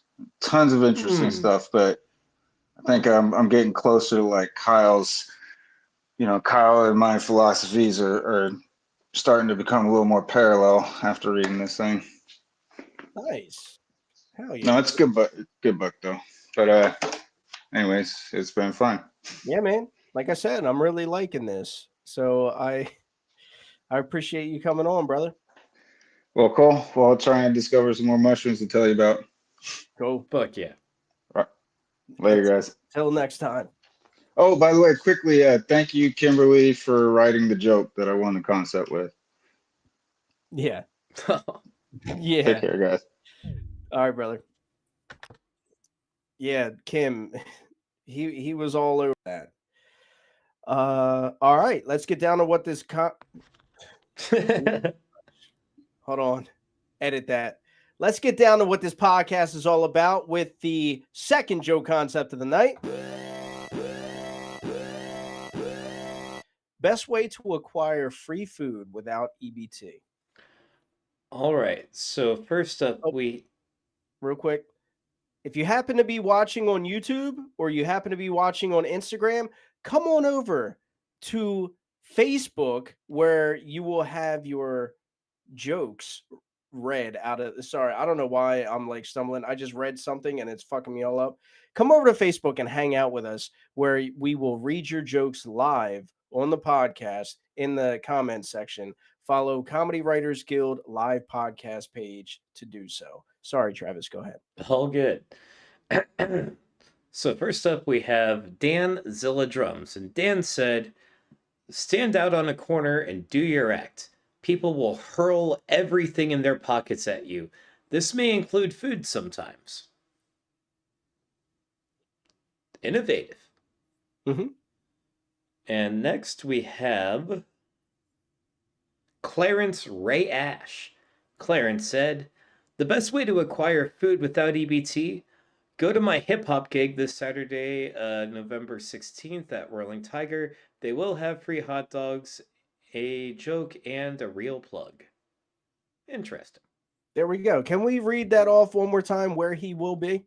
Yeah, that's going to be this Saturday, November the 16th at the Whirling Tiger.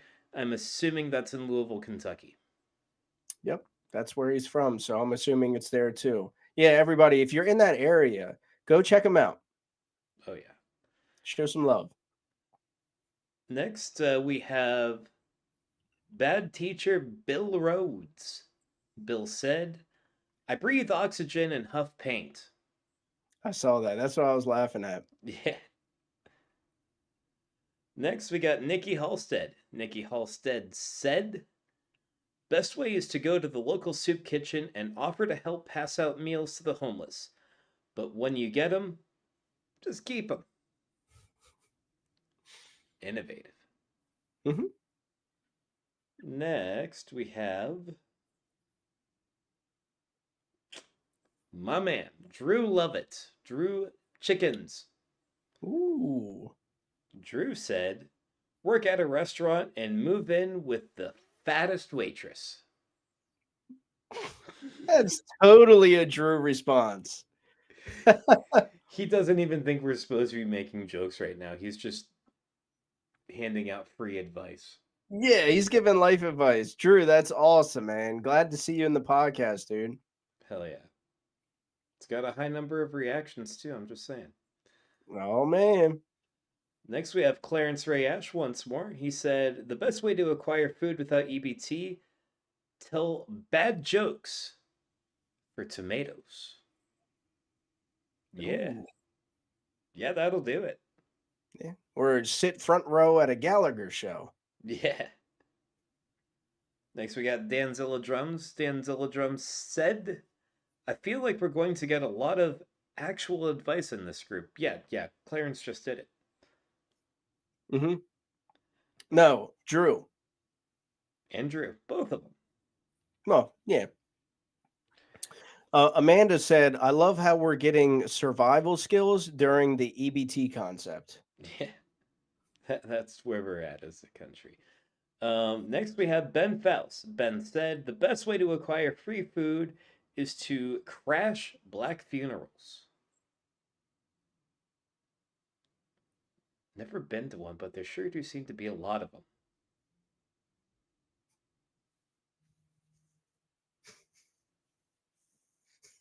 Fuck the police.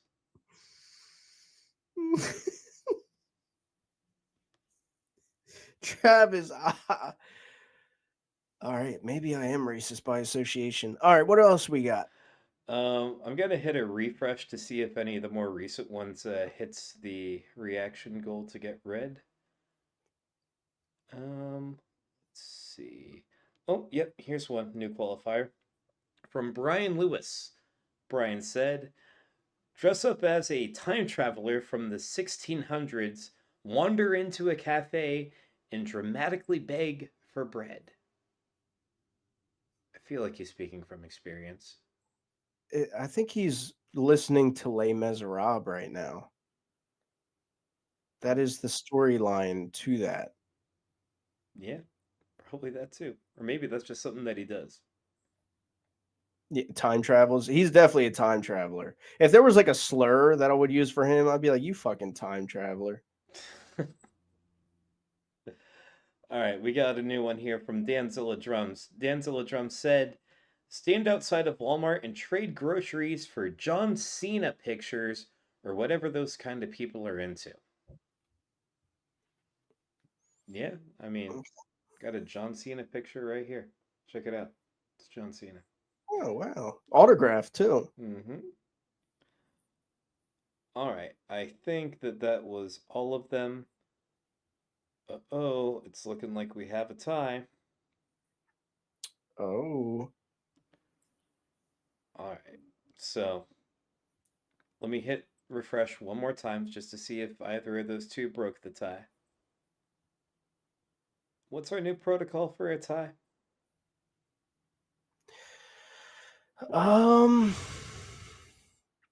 They got to roast each other. Okay. I think Dan came up with that. I don't know. Ask Dan that question because he's always one like, have them murder each other. Like he's always yelling crazy shit if there's a tie. I gotcha. All right, so for first place, the two-way tie, the first joke was the best way is to go to the local soup kitchen and offer to help pass out meals to the homeless, but when you get them, just keep them. And that was Nikki Halstead. Nikki Halstead, yes. And the second winner, also with 5 reactions, the joke was, I breathe oxygen and huff paint. And that was Bill Rhodes. Okay. All right. What do you guys think? Andy Dellinger says that they should debate about Israel. There's something. All right.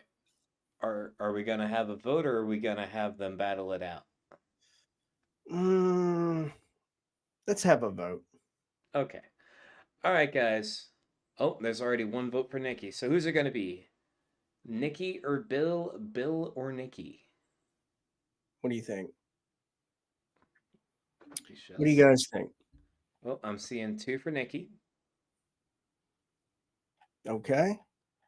Also, while we're waiting on this, if somebody wouldn't mind, because I can't do it because it's my Instagram, just because we're doing something different now, if you could go over to Instagram and make sure that this is streaming, I'd appreciate it because it's our first time trying it and I just want to make sure. And then also, if you could take with you a copy of the feed in Facebook and just post it into the comments so that if people are over there, they can click that and come right over. I'd really appreciate it. Whoever does that, I'll send them a picture of my feet.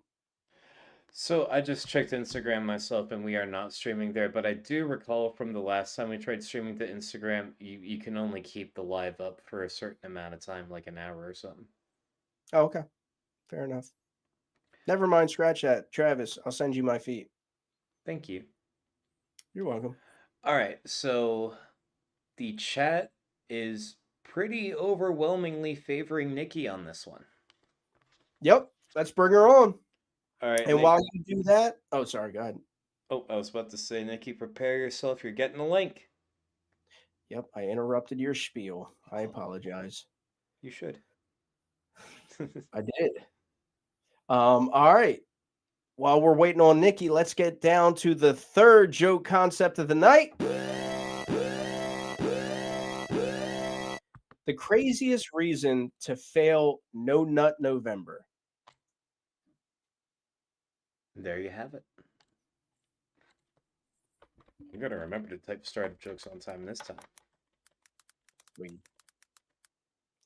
Yeah, Nikki should be getting on pretty quickly because she's been on here a couple times. Oh, yeah. Funny chick, man. Very. Funny chick. And a great There's not person. many, not many of those. I don't know if you're referring to funny people or great people, but yeah, same either way. I wasn't referring to great, but now that you mention it, Yeah. I work with the general public. Honestly, in most cases, kind of mid. Yeah, I can agree with that. I think they need to fuck bitches and get funny, or at least crack open a can of Topo Chico. Speaking of which, I'll wait until Nikki gets on. I'll drink to that. I'll stare at my fridge longingly to that. Actually, you know what? You wouldn't believe, or maybe you know, how many people have gone out and actually bought Topo Chico just because we've been talking about it. Yeah, Topo Chico. Take note. What's up, Nikki? Hey. What's up, man? Can y'all hear me okay? Oh, Oh yeah. yeah, you're kind of loud actually. Let me turn you down a bit. Sorry. It's okay. AK just creamed in his pants. Y'all leave the big fella alone, man. What you talking about? He said you have the best voice in Comedy Writers Guild. I believe it.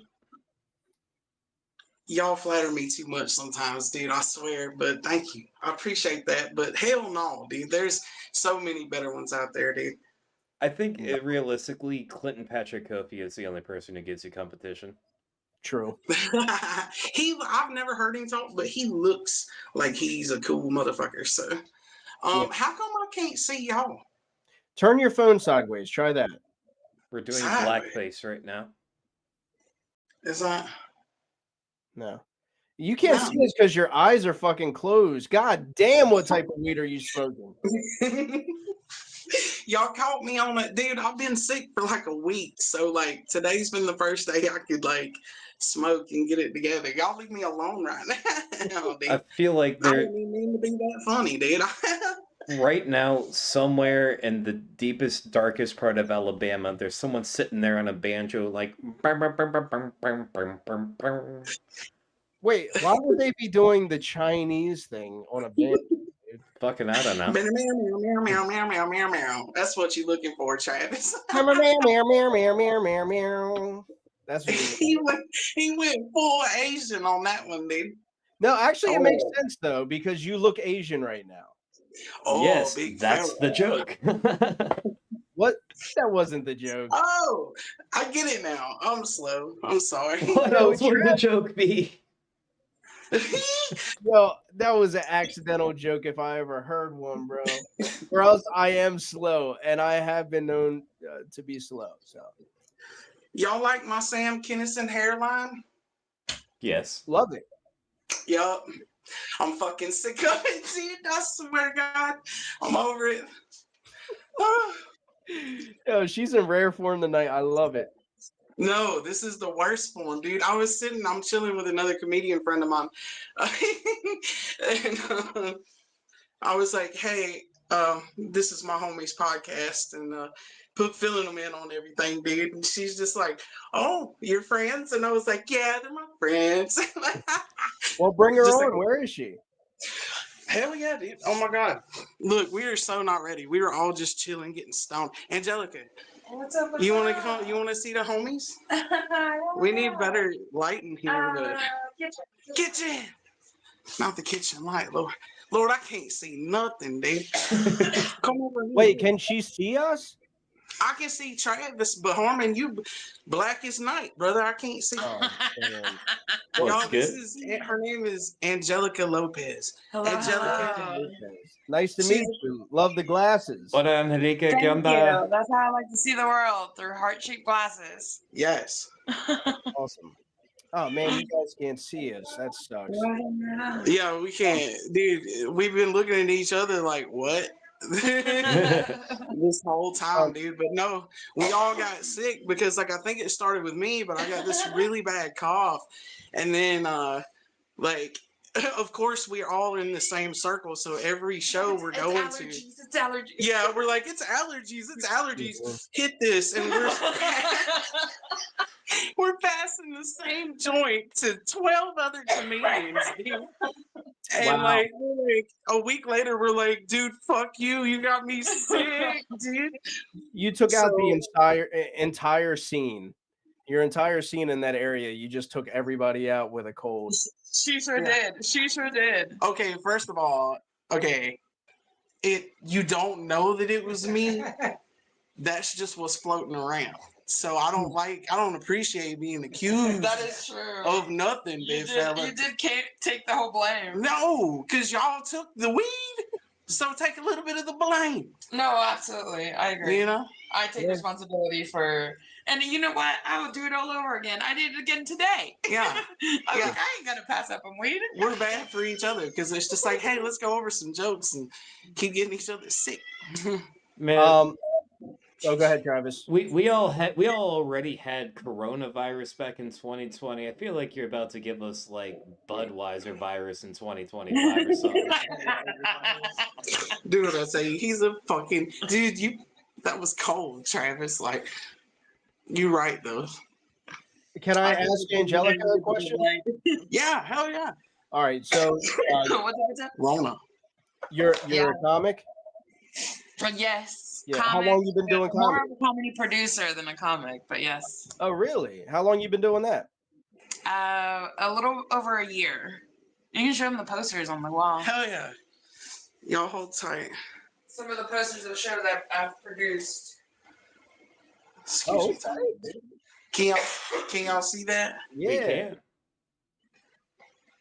Oh, nice. Dude, yeah, she's cool as hell. Hold up. And those posters are signed by the comics. So every time we produce a show, local comics, I'll print out a poster and have the comics sign it. And now we're starting to sell the posters, like $5 a piece at shows. So that's pretty cool. Yeah. Yeah. Fucking awesome. Yeah. What does your creative writing process look like for you?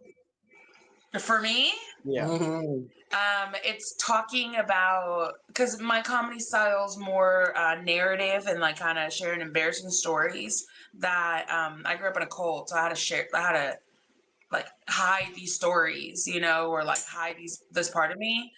So now I'm like saying the most, having the audacity to say the most like shocking things, and it's personal stories, like not secrets or like just stupid little anecdotes. So it's mostly, but it's the hang, like when we come hang out, I'm like, hey, Nikki, like, let's come write. We're talking about our experiences. And by the end of that little hangout, like we have a couple more jokes written, Okay.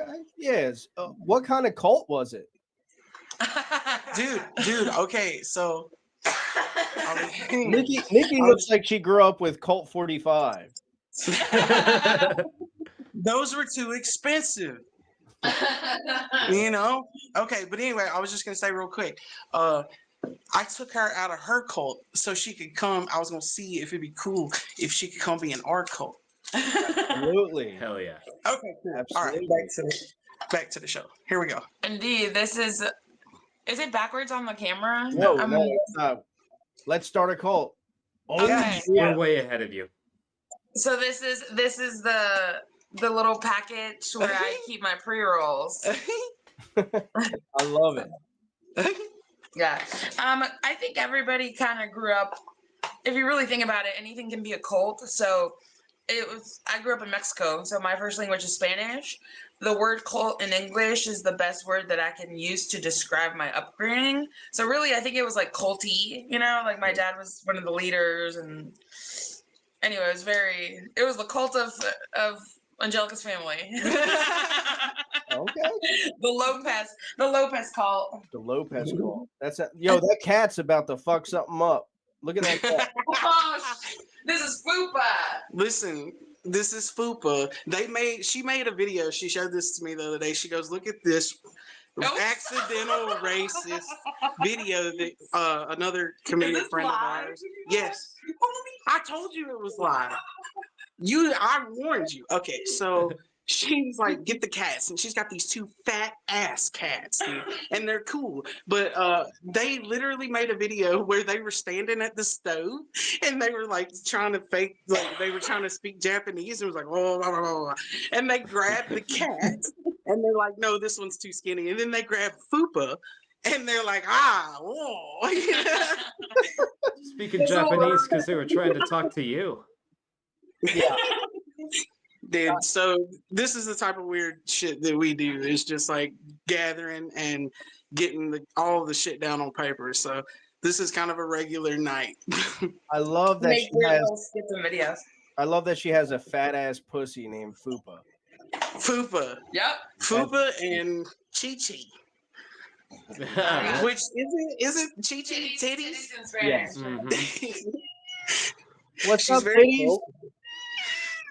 The kitties titties, dude. Oh, I'm sorry, Tony.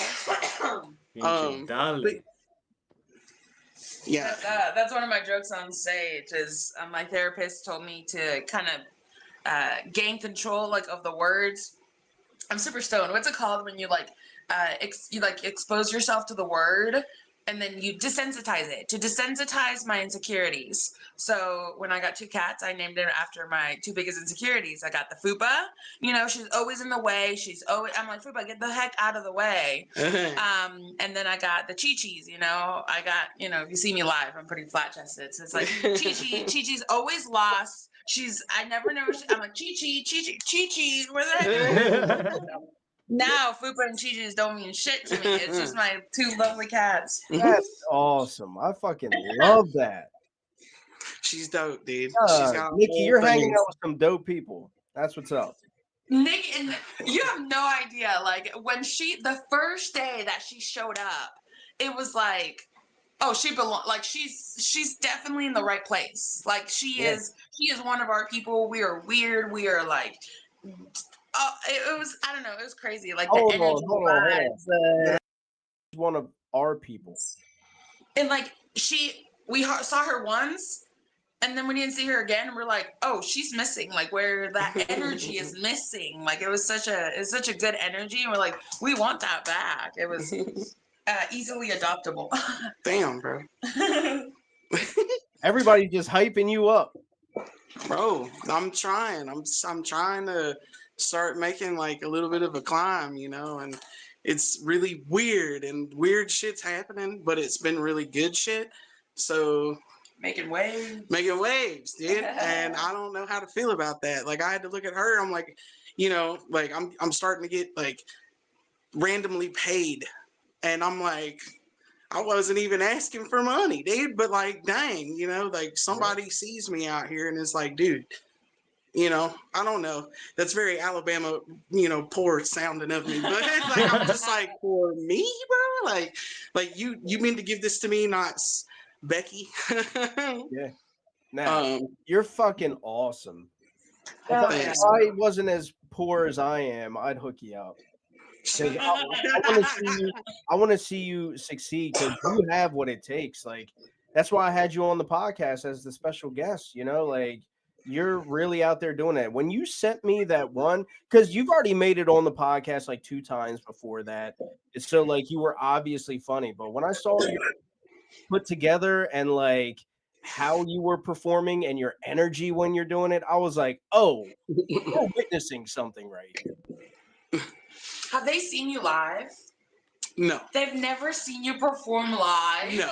What? Well, everybody's spread out. So that's why I try to go to different states because everybody's in all 4 corners. And I'm like, have they at least Jesus, seen like a bro. clip of you performing? Yeah. Okay. Yeah, a little bit, yeah. Oh, it's crazy. Like some of her set, it's like I was cracking up. We have this awesome audience member here in Springfield. We call her the crazy Asian lady. Self-proclaimed. Yeah. See, everyone knows her laugh.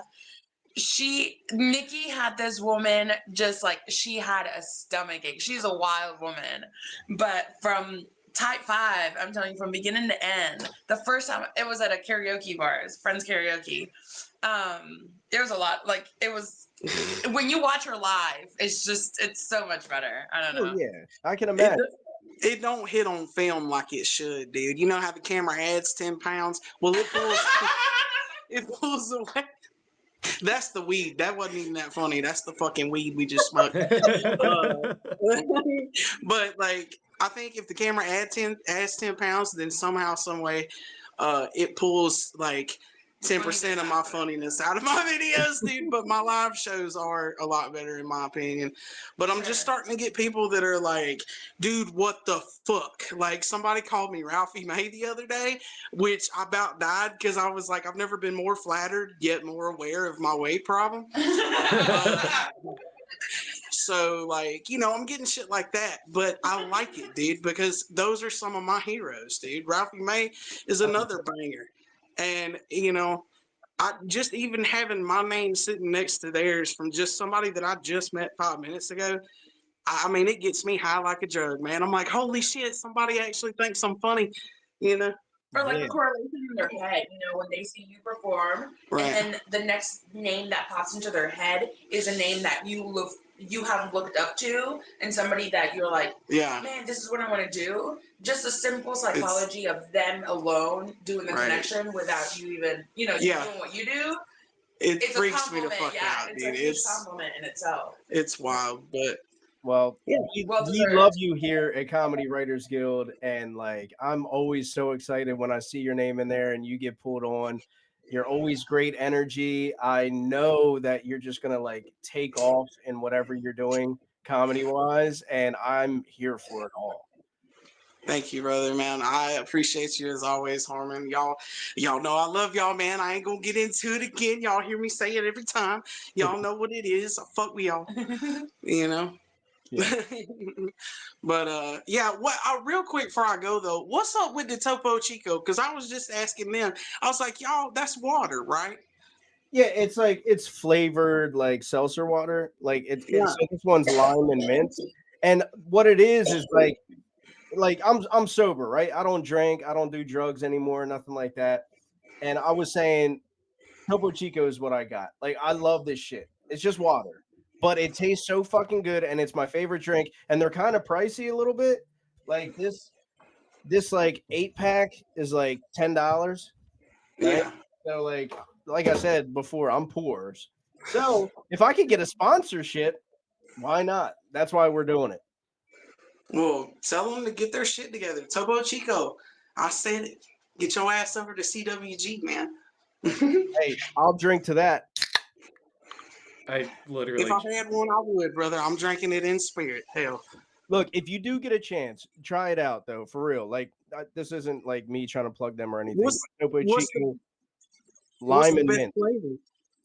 My favorite is lime and mint. It legitimately kind of tastes like a little bit like if you were to take a Corona and put a lime in it, right? Like it has like that kick to it and everything. It tastes like that, but water. I just bought a case of like the blueberry hibiscus, which is incredible, but my favorite is still the mango flavor. Like it tastes a little bit like a mango mimosa, just without the alcohol in it. Yeah, it's so good. Yeah. With the bubbly in it, dude. Yeah. And I think that's why I like it so much because like I was an alcoholic, right? Like I loved like my breakfast, no joke, every morning was like 2 tall boys of Bud Ice. I love Bud Ice.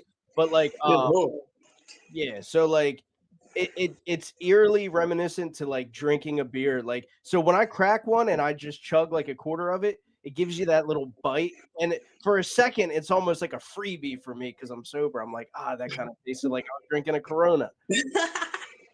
It's good enough. It's close enough. Yeah, little kiss, you know? Yeah.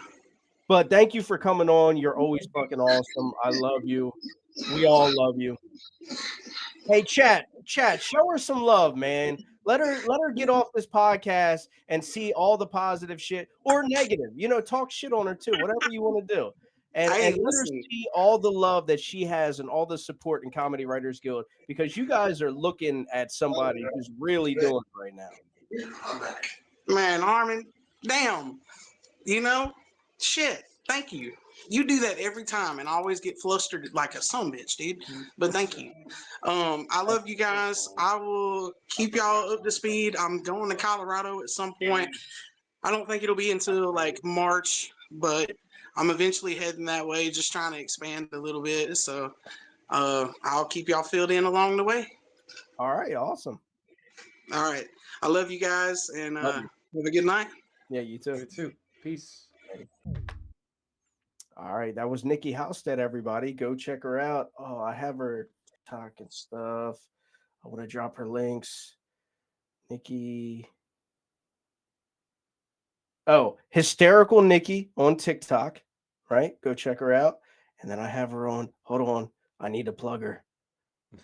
Her socials. Not like Stephanie. Yeah, not like Stephanie. Nikki. Her Instagram is Nikki Glazer. I don't know. That's the first thing that popped up. So no, it's Hysterical Nikki also on Instagram. Go check her out, guys. She's fucking great. And she's really honing in on her craft. And that's like what Comedy Writers Guild's all about. So sick. All right. Third joke concept of the night. The craziest reason to fail No Nut November. Let's see what they said. First up, we have Jay Irwin, contender in the last round. Jay Irwin said, I failed No Nut because my food tasted too bland. Huh. Yeah, don't let this guy around bland food. Next we have Brian Lewis. Brian Lewis said, because I held a turd so long, it pushed my G-spot when it left the chat. I love the phrasing. He's Turd Man. Yeah. Ooh. Yeah, he's Turd Man. That's funny. Now we know why. Next, we have Dan Zilladrums. Dan Zilladrums said, the craziest reason is because you are spastically ejaculating out of control from drinking more than the recommended amount of Topo Chico. Put that down, Harmon. We're on a podcast. I can't help it. No Nut November. I'm going to come. Damn it, Topo Chico. You're failing us November. Oh, yeah. But it feels so fucking good. All right, next we have Dan Zilladrums once again. And Dan Zilladrums once again said, do you think it's just a big conspiracy to make a bunch of people bust hard in December? Well, that's why we have Destroy Dick December. Are you familiar? No. Destroy Dick December, it's like on December 1st, you nut once, and the second you nut twice, and then like on the 31st New Year's Eve, you nut 31 times. Damn, dude. Yeah, it's... Wow. Yeah, it's prep for that. Next we have Phil Lombardo, and Phil Lombardo said, my mom wrote me a note saying I could end it early. She's cool. Hell yeah. That's cool. I like that one. Better react those jokes or I'm going to find out exactly how cool. All right. Next we have Phil Lombardo. Phil said, a great night out with my Uncle Tom could do it probably. Yeah, we all have an Uncle Tom. I'm not going to expand on that. Next we have Brian Lewis. And Brian Lewis said, lost because I saw my reflection cry. Okay. Next we have AK, and AK said, not that he's qualified, but AK said, your girlfriend jacks you off in your sleep because she always likes to ruin your fun with the boys.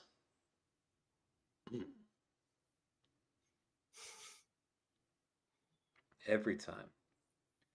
Next we have Joffrey Warren Featherstone. Joffrey said... Oh, wasn't a joke for the concept. He just said, someone get these bitches their own show already. I'd watch it. Oh yeah, I'd watch Nikki for sure. Next we have Kyle Yamkowski, and Kyle said, craziest reason? Probably getting graped. I'm assuming there was no G in that. There was not. Good for you, Kyle. Way to step outside of your comfort zone. Yeah, way to step outside of the comfort zone of the person losing No Nut. Yeah. Next we have Ben Faust, and Ben Faust said, I failed No Nut November the first time I saw Patty Mayonnaise. Who said that? Brian Lewis? No, Ben Faust. Oh, okay. I was picturing Brian say that, but dude, that's still fucking great. Ugh. Yeah, I was going to mention, because she had the name Angelica, I was going to mention Rugrats. That's the first time I failed No Nut November, just because I love when a bitch is mean to me.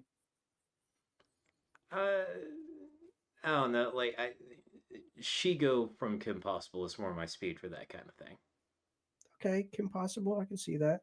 But then in adult years, Lois Griffin? Come on, bro. What? Who? Who in adult years? Android 18. I am unfamiliar. Dragon Ball Z. Android 18. I gotta see.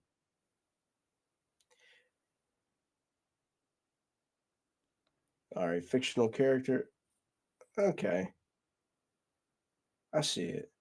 Yeah, there you go. Okay.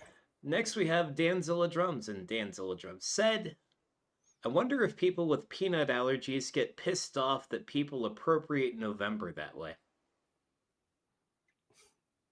Very Danzilla. Yeah, I mean, they've got a point. Next, we have J. Irwin, and J. Irwin said, I haven't failed keeping it going from last November. Damn. Ooh. Sounds like Kyle Yamkowski. Yeah, man, the two of you should have fun, not. Yeah, have no you Yeah. the two of you should have no fun together. Yeah.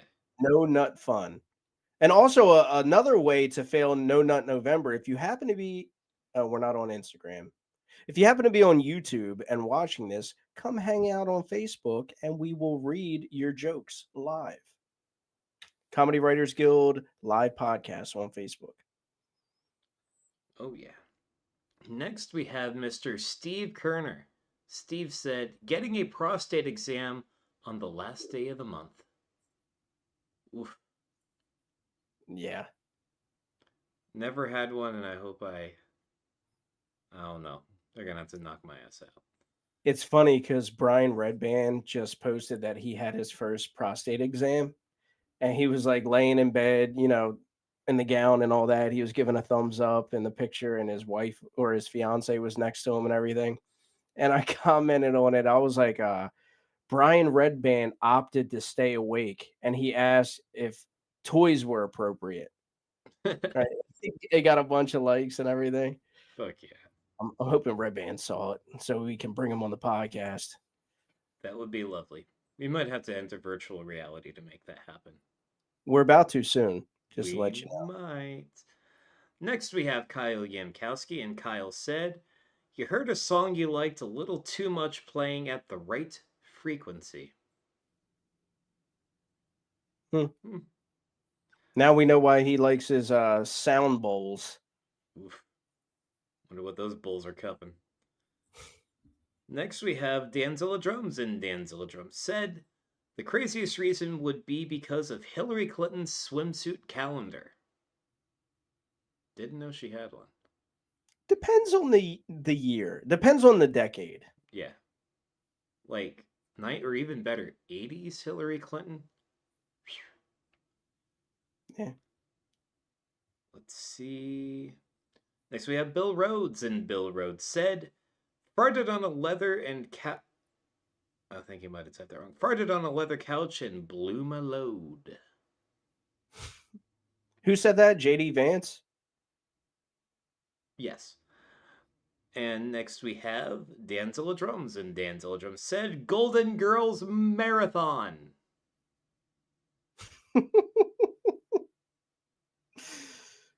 Yeah. Now, all four of them bitches from back in the day, especially Estelle, bro. Yeah. Next we have Danzilla Drums, not a joke for the concept, just saying that the chat is about to get sticky. And that was it. So let me hit us with a refresh, see if we have a clear winner so I don't have to deal with a three-way tie. Yeah, somebody also said, let's see if I could still see it. Oh, CPC, Clinton Patrick Hofia, he said, Christmas at the Strom's house is a sticky situation in December. Or no, he didn't say in December. That was down below, sorry. Christmas. Yes, that is a lot of nuts. 25 in one day. All right. So from what I'm seeing here, we have a. It's not too late to get in there and react some more comments. Yeah, guys, come on, fucking react. What's going on here? Because I don't want to have to deal with a 5-way tie. Hit him with a little refresh. Oh, I'm fitting to.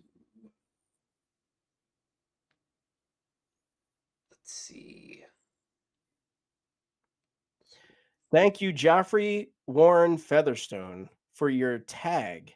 He tagged Topo Chico Agua Mineral Topo Chico Hard Seltzer Mexico in the chat. So I appreciate that. I think that was 3 different pages. Yeah, it looks like 3. Thank you, Joffrey.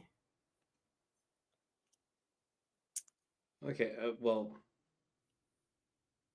All right, so it's a 5-way tie, but I did notice on the second pass that 2 of those jokes were from the same people. Okay. So,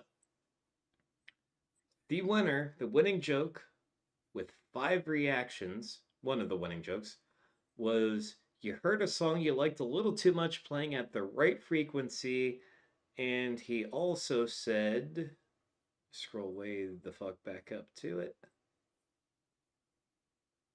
Craziest reason, probably getting graped, and that was Kyle Yamkowski. Before we do one more refresh. All right. Just in case, because we did tell them, kind of late. Even though they should have been liking the comments earlier, but we'll let it slide. Do one more refresh, and then if it's Kyle, we'll bring him right on. Yeah. And remember, if you don't react to the jokes, you're getting a new little brother. Or sister. Or sister.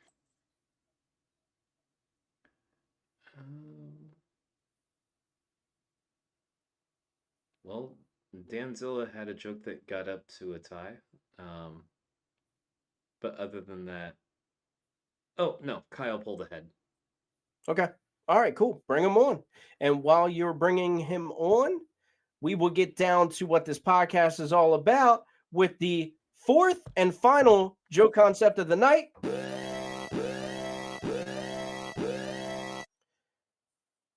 Create your own concept. I know you guys love this time of month where we let you create your own concept, and the winner gets used in next week's episode.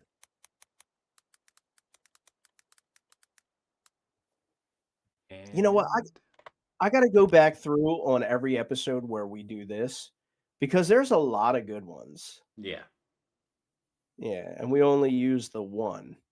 So it'll probably help me out because, to be honest, actually, Travis, you came up with a couple of these this week. It's hard coming up with 4 joke concepts a week just to throw away. Pretty tough. Mm-hmm. I'm a genius. But we're also very charitable because we're handing you these concepts to use for your own comedy. You can take any of this to the stage. Yeah, Offender does it all the time. Mm-hmm. Yep. He loves the concepts. He takes them on stage. He works them out. You guys hear him working them out at the end of each episode. And oh, by the way, so Offender's not coming on tonight. He is actually currently right now at Skankfest. And he did such a phenomenal job of volunteering at Skankfest that he actually got access into some sort of VIP area. So that's why he will not be on tonight. So I can't wait to hear about that next week. I mean, assuming he doesn't want to go live from the VIP area. Nah, he said he wasn't. That's fair. That's the professional move. Yeah, for sure. I always respect his professional opinion because he knows what he's doing. He does. Yeah, he's smart about it. And where is Yams? I don't know. Let's see, did he even see it? He's It's so funny to me. Oh, what happened? He's asking to rain check. Oh. All right. Let's see. Let me go back over these jokes again and see if there is If I missed another one that got like a bunch of reactions. Yeah, it's funny to me that he won though. Like Kyle Yankowski won the No Nut November. Like, of course he did. He's been practicing all year. Yeah. Yeah.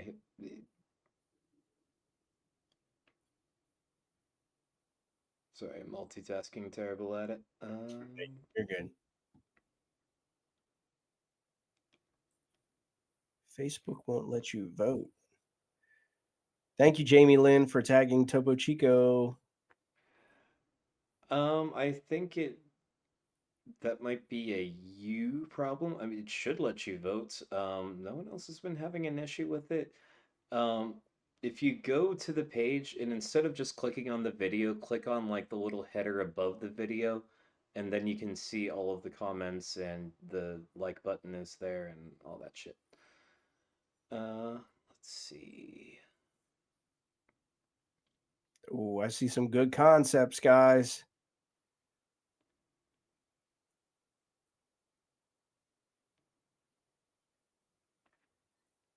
Hang on, I think we might have. Sorry for the dead air, folks. Yeah, I hate it when this happens. Luckily, we don't have it happen too often. We've been pretty good at, keeping things going. Do we owe anyone an appearance? CPC. Yeah. But he's probably working. Probably. Dino, or did we get him on? No, we do owe Dino. Yeah. Dino, if you're out there, sound off. Yeah. I'm gonna just send him the link anyway. We'll see if he comes on. Oh, Amanda said she's Facebook banned from liking comments. Our sweet Amanda got a Facebook ban, dude. Now, how did that happen? I don't know. Fucking A. I don't know. Sorry, Amanda. I probably created that. Somehow I create so many enemies on Facebook that they probably attacked you.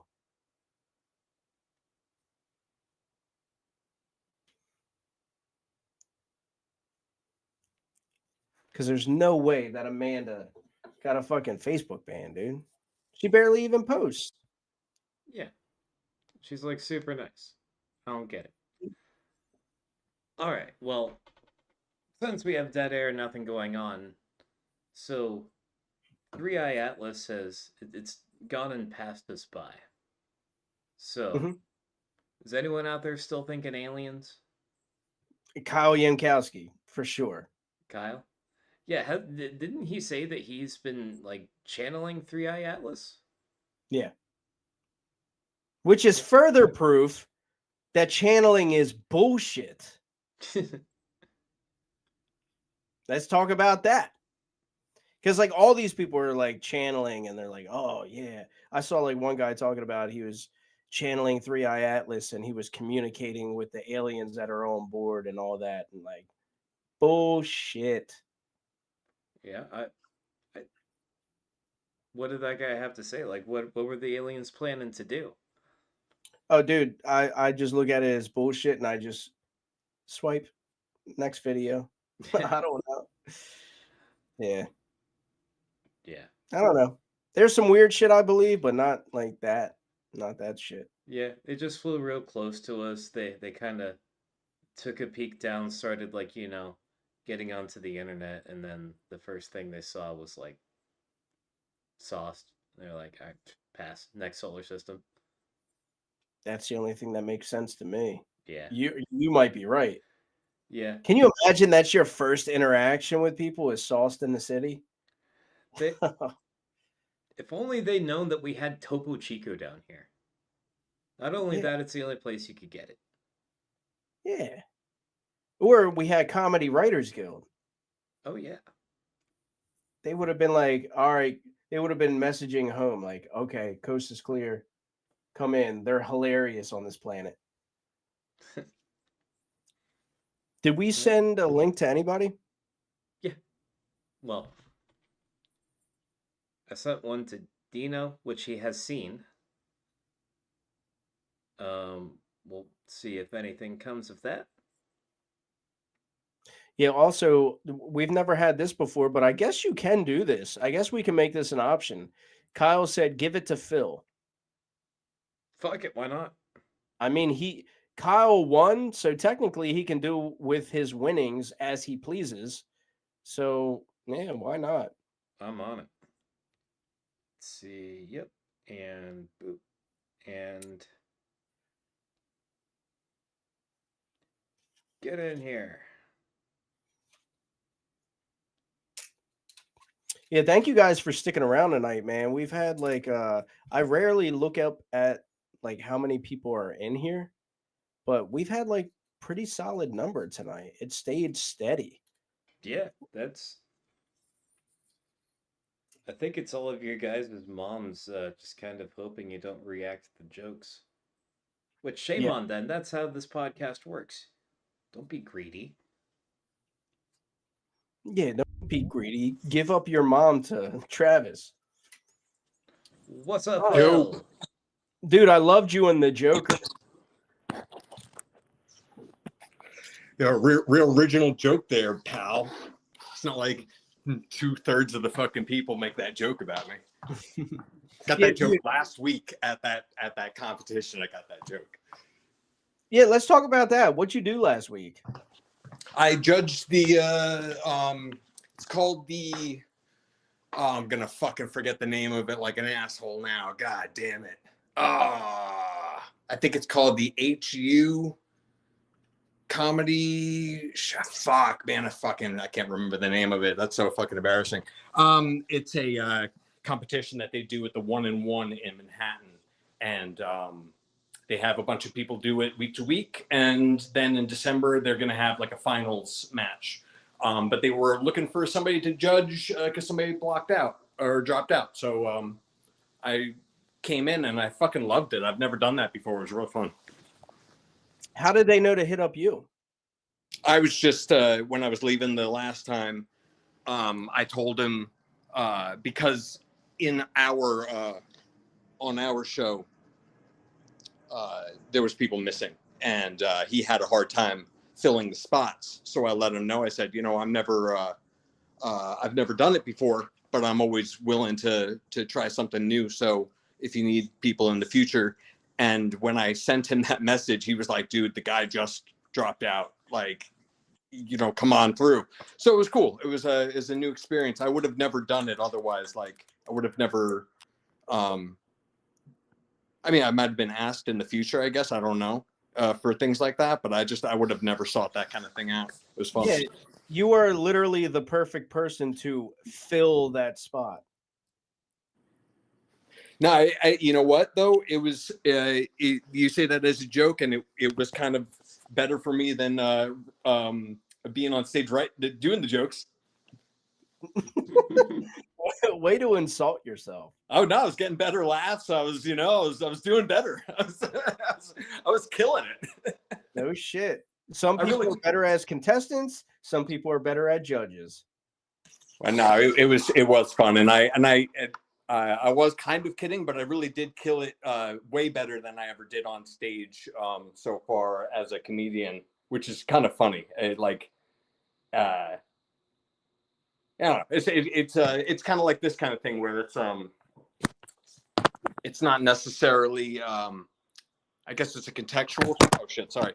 I guess it's a contextual thing where it's like if you're not. Some people like if you're a little bit distracted, you can get something otherwise more focused. Like I really don't know how to describe that, and I don't know why that happens. But do you know ADHD? Yeah, well, it's a way to circumvent ADHD. Do you know what I'm talking about though? I do. It's like a plant, like fidget things or a thing like that. It's I don't know. Yeah, I'm all fucking. I'm sorry. No, I'm really high because the way that my brain works, like I have to be doing multiple things. Okay. I have to be, and So that's why, like, even when I'm on here, you see me glancing over at the comments. Like, I have to be reading and listening at the same time. My brain just fires too fast. That's why I stumble over my words a lot and all that, because my brain's just yeah, you know, or chugga chugga. That would have been better. I don't know what yeah was, but do you want to also talk about what you and I have going on in the near future? Because I think that's dope. Or do you not want to talk about that? Sure. No, on the 22nd, I'm going to be interviewing this fat bastard, and we're going to be eating Philly cheesesteaks together. It's going to be awesome. In person. Yeah.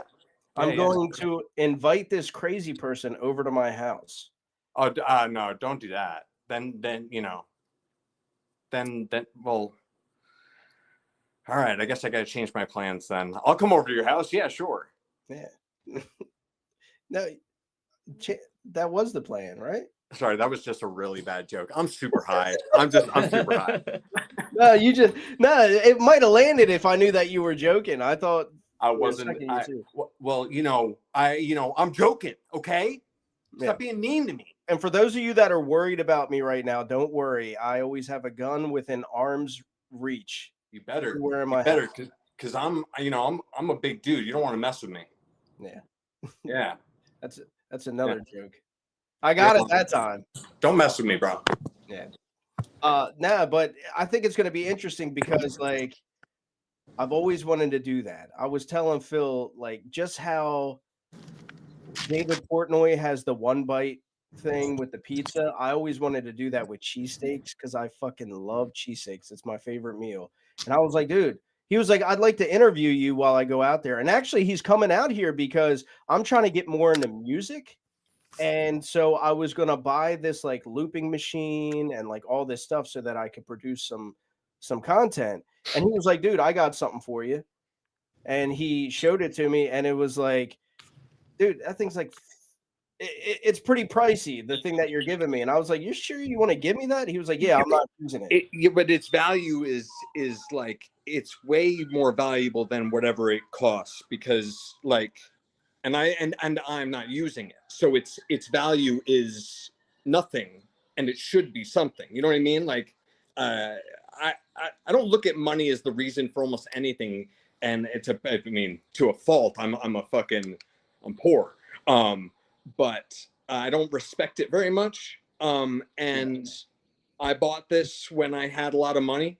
And then it was one of those things that I never ended up using for some reason. Oh no, I know why. Actually, the main reason is I didn't have any more money and I didn't get a speaker for it, so I could only use it like live on, hook it up to like a computer and use it live like that.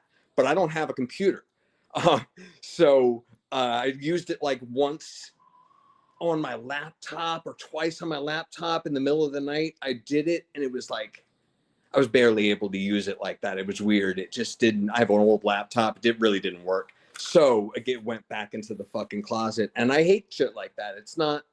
This thing's cool, man. Somebody's supposed to be using it. You know what I mean? Like it's fucking. I'm gonna end up getting one as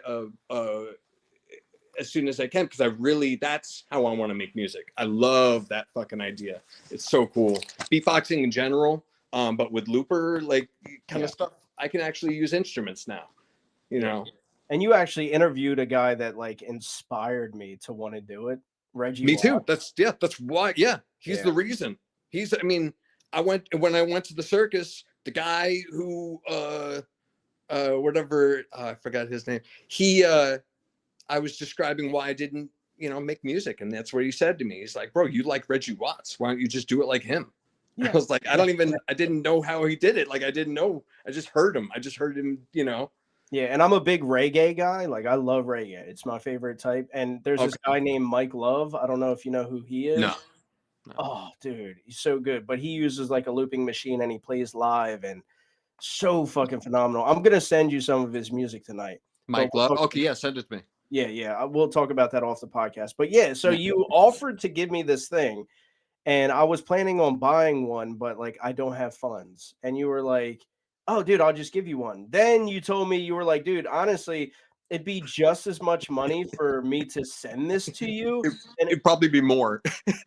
Yeah, than it would to you just catch a train to me. And I was like, all right, fuck it. And you were like, you mind if I interview you? And I was like, yeah, of course. And I was like, how about we grab 2 cheesesteaks and we'll split them so that we both eat half of a cheesesteak from like a different place. And then we can rate the places together while we do the podcast. And I was like, dude, this is just going to be a fucking awesome day, man. No, it'll definitely be awesome. And I was just telling my ex-girlfriend, I was like, you'll never in a million fucking years guess what I'm doing next weekend. And she, she's like, what is it? What is it? Like, I'm doing a taste testing, like one of those YouTube, like a influencer. I'm going to all the cheesesteak places things. And she's like, you're fucking lying. Get the fuck out of here. It's like the last kind of thing that I would ever do. And I was like, yeah, I'm doing this. And it's because of who asked me to do it. It wasn't, I mean, I like that idea, and I haven't had a good cheesesteak in a long time, and I've never had an official, like, real from the source kind of cheesesteak either. Yeah. And that was why I said yes, but otherwise I would never fucking. Dude, even that idea, it's gonna blow your mind, dude. These fucking cheesesteaks. And then I was talking to my boy Mag, which you guys know, he's been on the podcast, and he was telling me that his boy's family actually owns this cheesesteak place, and I have yet to try it out. So I was already planning on going to this one. There's this one near me. It's actually a deli, and they make amazing cheesesteaks. It's called Malin's, right? So I was already planning on taking you there, and it's right next to where you're going to be dropped off with the train. So I was like, all right, I'm definitely getting Malin's because it's like my favorite around here. And I was like, maybe I'll get Mike's because they got this one called Mike's Cheesesteaks. And when I was talking to Mag, he was like, nah, you got to try my boy's family's. It's better than Malin's. And I was like, get the fuck out of here. So my plan is, and hopefully the plan works out, I'm going to pick you up. We're going to go get Malin's. Then we're going to travel over to this other spot. I wish I knew it so I could shout them out right now, but I'll figure it out. We're going to travel over there with our one cheesesteak, and I'm going to name drop Mag. And I'm going to be like, yeah, my boy Mag was telling me about this place. And, I have a podcast, and we're actually going to be doing a review of these cheesesteaks. Hopefully, because I heard they're pretty pricey, we get like a nice free cheesesteak out of the deal. And my girl told me when I told her that this was my plan, like meeting up with you and eating cheesesteaks and all that, she was like, you'll do anything for the excuse just to get a fucking cheesesteak. That's awesome. I was like, yes, you're absolutely right. Did you ever hear Mark Norman make fun of Bert Kreischer like that? You ever hear that? With what? So Bert Kreischer is about to do one of his, stunt kind of things that he, became famous for doing, these like out in the public kind of things. He had a show like that at first. And he's talking about his new thing. He's going to run like 2 miles with like a weight on his back or something like that. And he looks over and Mark Norman just goes, anything to avoid writing a joke. Oh, yeah. Oh, shit. That's perfect. Dude, Mark's the man. Yeah. Oh, he's so quick too. He's so good. I love him. He's one of the only like new comics that I really attach to, and I can listen to anything he does almost, because he's just got such a, man, he's fluid, that guy. He's got that stage presence that kind of like Norm Macdonald has, where it's funny because I always mix up their names. But you never know when the show started or ended. It's just kind of like you're right there with him, and that's a hard thing to that's a hard thing to do, and he gets that like almost like naturally. He's so natural. It's just, who else does that? Jordan Jensen. I know that name, but I know I've seen him before. I definitely have seen him. It's a chick. Oh, then I only know the name then. Yeah, dude, she's amazing, dude. Is she newer? She just blew up just recently? Nah, not really. She's been slowly coming into the scene, but yeah, I guess she like blew up recently. But she's on the same podcast with Ian Fidens. Yeah, I think I know who you're talking about. She's kind of skinny, long blonde, brown hair. Yeah, I guess you could call her skinny. Yeah. No, then that's no. Then I'm not thinking of the same girl, because it's the same girl. The girl I'm thinking of is very skinny. No, she's not. Yeah. Anyway, there's one more thing I wanted to ask you about. just while we're on this thing here, I forgot we were on the podcast. I'm sorry, I thought we were just talking. That's how you know it's good. The roast thing. What for? I know you're going to give us information about this, but are you cool with, since we're going to be paired up, are you cool with us throwing off jokes at other people while we're roasting that person? Is that cool? Wait, what do you mean? Like you're the person I'm roasting. We got paired up, right? Mm-hmm. And I go, Harmon's, he's not balding, but everyone thinks he is because he wears that hat all the time. Just like Travis, he wants to cover up the fact that he wears a merkin on his chest and the bottom of it's noticeable. So it's like I throw Travis into, that was a horrible joke. I don't know where I was going with that. See, look at that merkin. That's it. That's a fucking, he spent some money on that shit. He spent some money on that. Yeah. Talmadge is going crazy right now. And by the way, you're probably gonna miss me in the comments for about 3 to 4 minutes when I get out of here. That has nothing to do with Travis and his situation. Has nothing to do with that. Oh, I'm sure it doesn't. Yeah. No, I have to go to the bathroom. I have to take a poop. Yeah. And that takes 3 to 4 minutes on average. A white poop? Yeah, a big white poop that's in pieces. See. Jesus Christ. See how you just said that, bro? How you just said that? You have like the same face as 1,000 people. I look at you all the time, like in your videos and shit, and I'm like, oh, he looks like Heath Ledger, or he looks like this, he looks like that. You look just like that guy that does those skits where he fucking, I showed you the other night, where he like trolls interviewers. Oh yeah, dude. Eric Andre? No, he's great too, though. But, I love Eric Andre. Did you know what I was talking about when so you told me about that guy, and I mentioned the guy who does that to the cold callers. Did you know did you know about that? Travis, have you ever heard about the guy who does long form trolls on cold callers? He'll get them back on the phone for months, and he'll do voices and shit just to fool them and make them, but he'll have like hours of conversation with them just to keep them off the phone with other people. Genius. I'm not familiar, but I gotta look it up. Oh, look it up. Dude, talk about a rabbit hole. This guy has been going for a long time, and he's had some of these people on the hook for a long time. I can't get into it because there's too much information that I can't, like, I know myself, and I'll just spend all my fucking time watching this guy.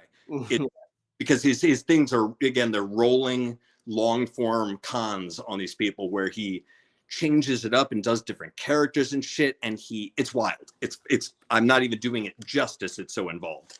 Yeah, send that to me. I'll send you Mike Love. You send me him. Yeah, I gotta look him up. My friend told me about him years ago, and I saw him for a second, and I was like, oh boy, I gotta stay away from this one. Yeah, so I don't have my shirt on, by the way. I lost it. What? Yeah, no, I'll find it. I don't know where it is though. I kept it on this chair from last week. I was just gonna leave it there. Yeah, I don't know. It was one. I swear to God, like I just looked through my whole house before this episode, not even for this, but before the episode, I looked for it. Do you guys believe in black holes just appearing in your closet? Like, you guys believe in that kind of shit? I wish that would. I'm down bad. Yeah. I heard that, dude. I don't know. Sometimes, man, things they'll disappear and then reappear. Like I looked through my house 9 times, and then the next day. I don't know if you seen The Bunch, but you probably had somebody from Sauce in the City break into your house and purposely steal it to sabotage you. Confuse me, make me think I'm losing my mind. What happened, by the way? I thought you guys were going over to Zoom. Now you sent me a Jitsi. We tried. Yeah. Oh, you tried. Yeah. Yeah. Shortly after I posted that message, I found out that the free version of Zoom, you can only stay in the meeting for 40 minutes, and the paid version doesn't really give anything of value aside from unlimited. Yeah, it sucks. I found that out the hard way. Yeah. Also, it's cold in here, and this bit's gone on long enough. Yeah, I was surprised you did that, but good for you, good for you. That's you got the winter beard going on, but we've probably gone over 15 minutes. So how they doing on that concept? I got some in the beginning. That was a good concept. Prolific. I'm sorry, a good concept. I like when you do that concept. I like when you throw it out there for people, because man, people get creative. And like you said, you should go back and look at the other episodes, because man, I don't know about the first time, but last time, man, people piled in there. They were just, and a lot of them were good. Like it wasn't just numbers like my jokes are, like 1 out of 10 is usable, but like there was a lot of good ones, really. And there looks like good ones in this one too. Oh, good, man. Yeah. Awesome.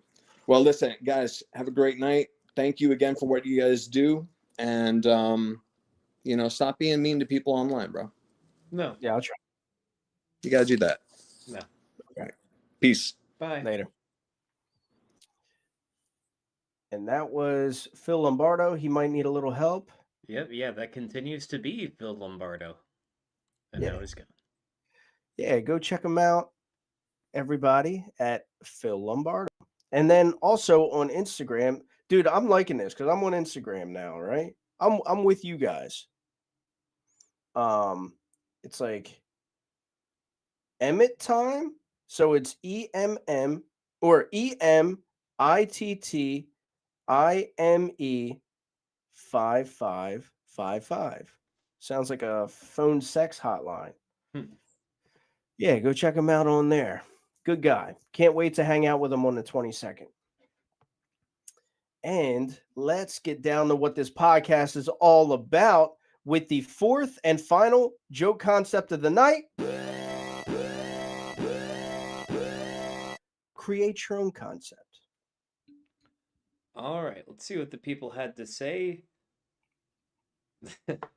Not a joke for the concept, but it still got enough reactions, and it's good to see this guy in here.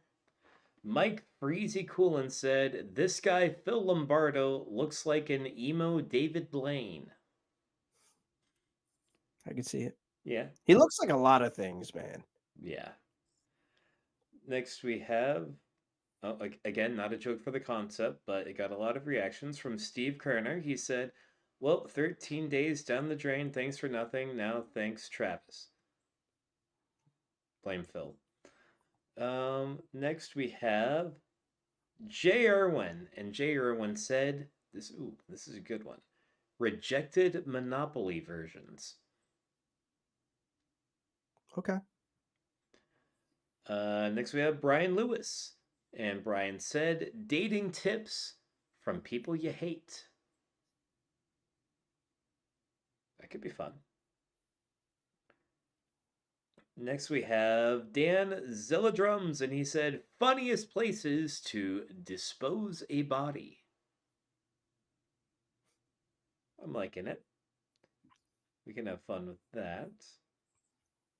Next we have Nikki Halstead. Nikki Halstead said, "Concept. Worst way to bomb a show." Let's see. I'd say probably do it like they done Gaza. Next we have, once again, Dan Zilladrums, and Dan Zilladrums said, "Most fun, parentheses, non-illegal, parts of working on Epstein Island." Yeah. Brian Lewis said, "Life lessons from shitting your pants." I'm curious to know what he's learned from that. I know what I've learned. With age comes a lower degree of trust. That's what I learned. Yeah. In your own sphincter, yes. Yeah. Next we have Dan Zilladrums, and Dan Zilladrums said, "Kyle, they're still waiting you." Kyle, they're still waiting for you, goddammit. Next we have Dan Zilladrums, and Dan Zilladrums said, "Scariest places to masturbate." Yeah. Ben Faust said, reasons that you are not allowed in Walmart. I feel like he's got a story behind that one. Most likely. Steve Kerner said, oh, yeah. Heck, this sounds like one I might have come up with myself. What you're going to spend your $2,000 tariff credit on? Oh, that's a good one. Yeah. Shit, we might have to use that whether it wins or not. I'm writing it down. Okay. All right, and that was all of them. Let's hit us with the refresh because we had a two-way tie for first place. Which, you know, if that doesn't get resolved, it'll make it easy to fix. Just gotta deal with two people being voted on.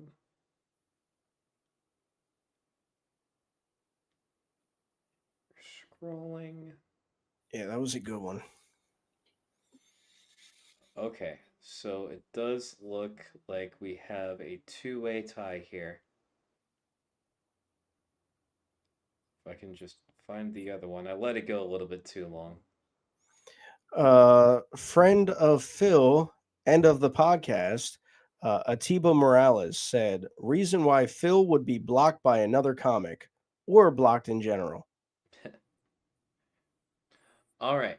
So the first winning concept with a total of 6 reactions was scariest places to masturbate, and that was Danzilla Drums. The second winner, also with 6 reactions, is a long scroll up the chat.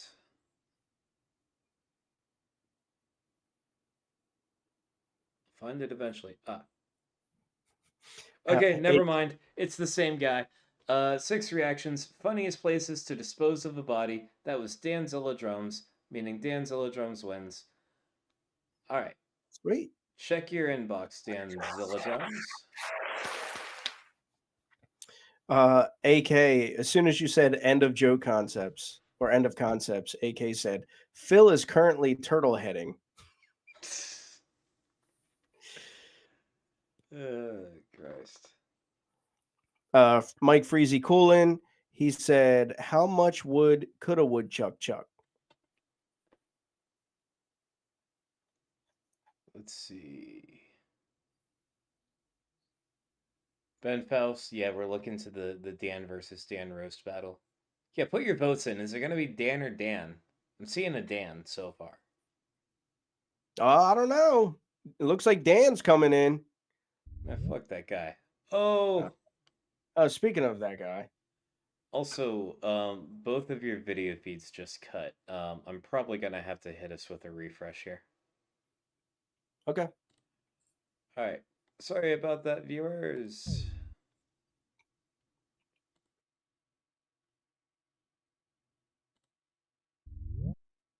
And we're back. Well, shit, at least I'm back. Here, I'll hit it with a little ghetto gospel. All right. What's up? There we go. All right. Apparently I had to do it twice. How's it going? Good, man. How you doing? I'm doing awesome. Good interview question.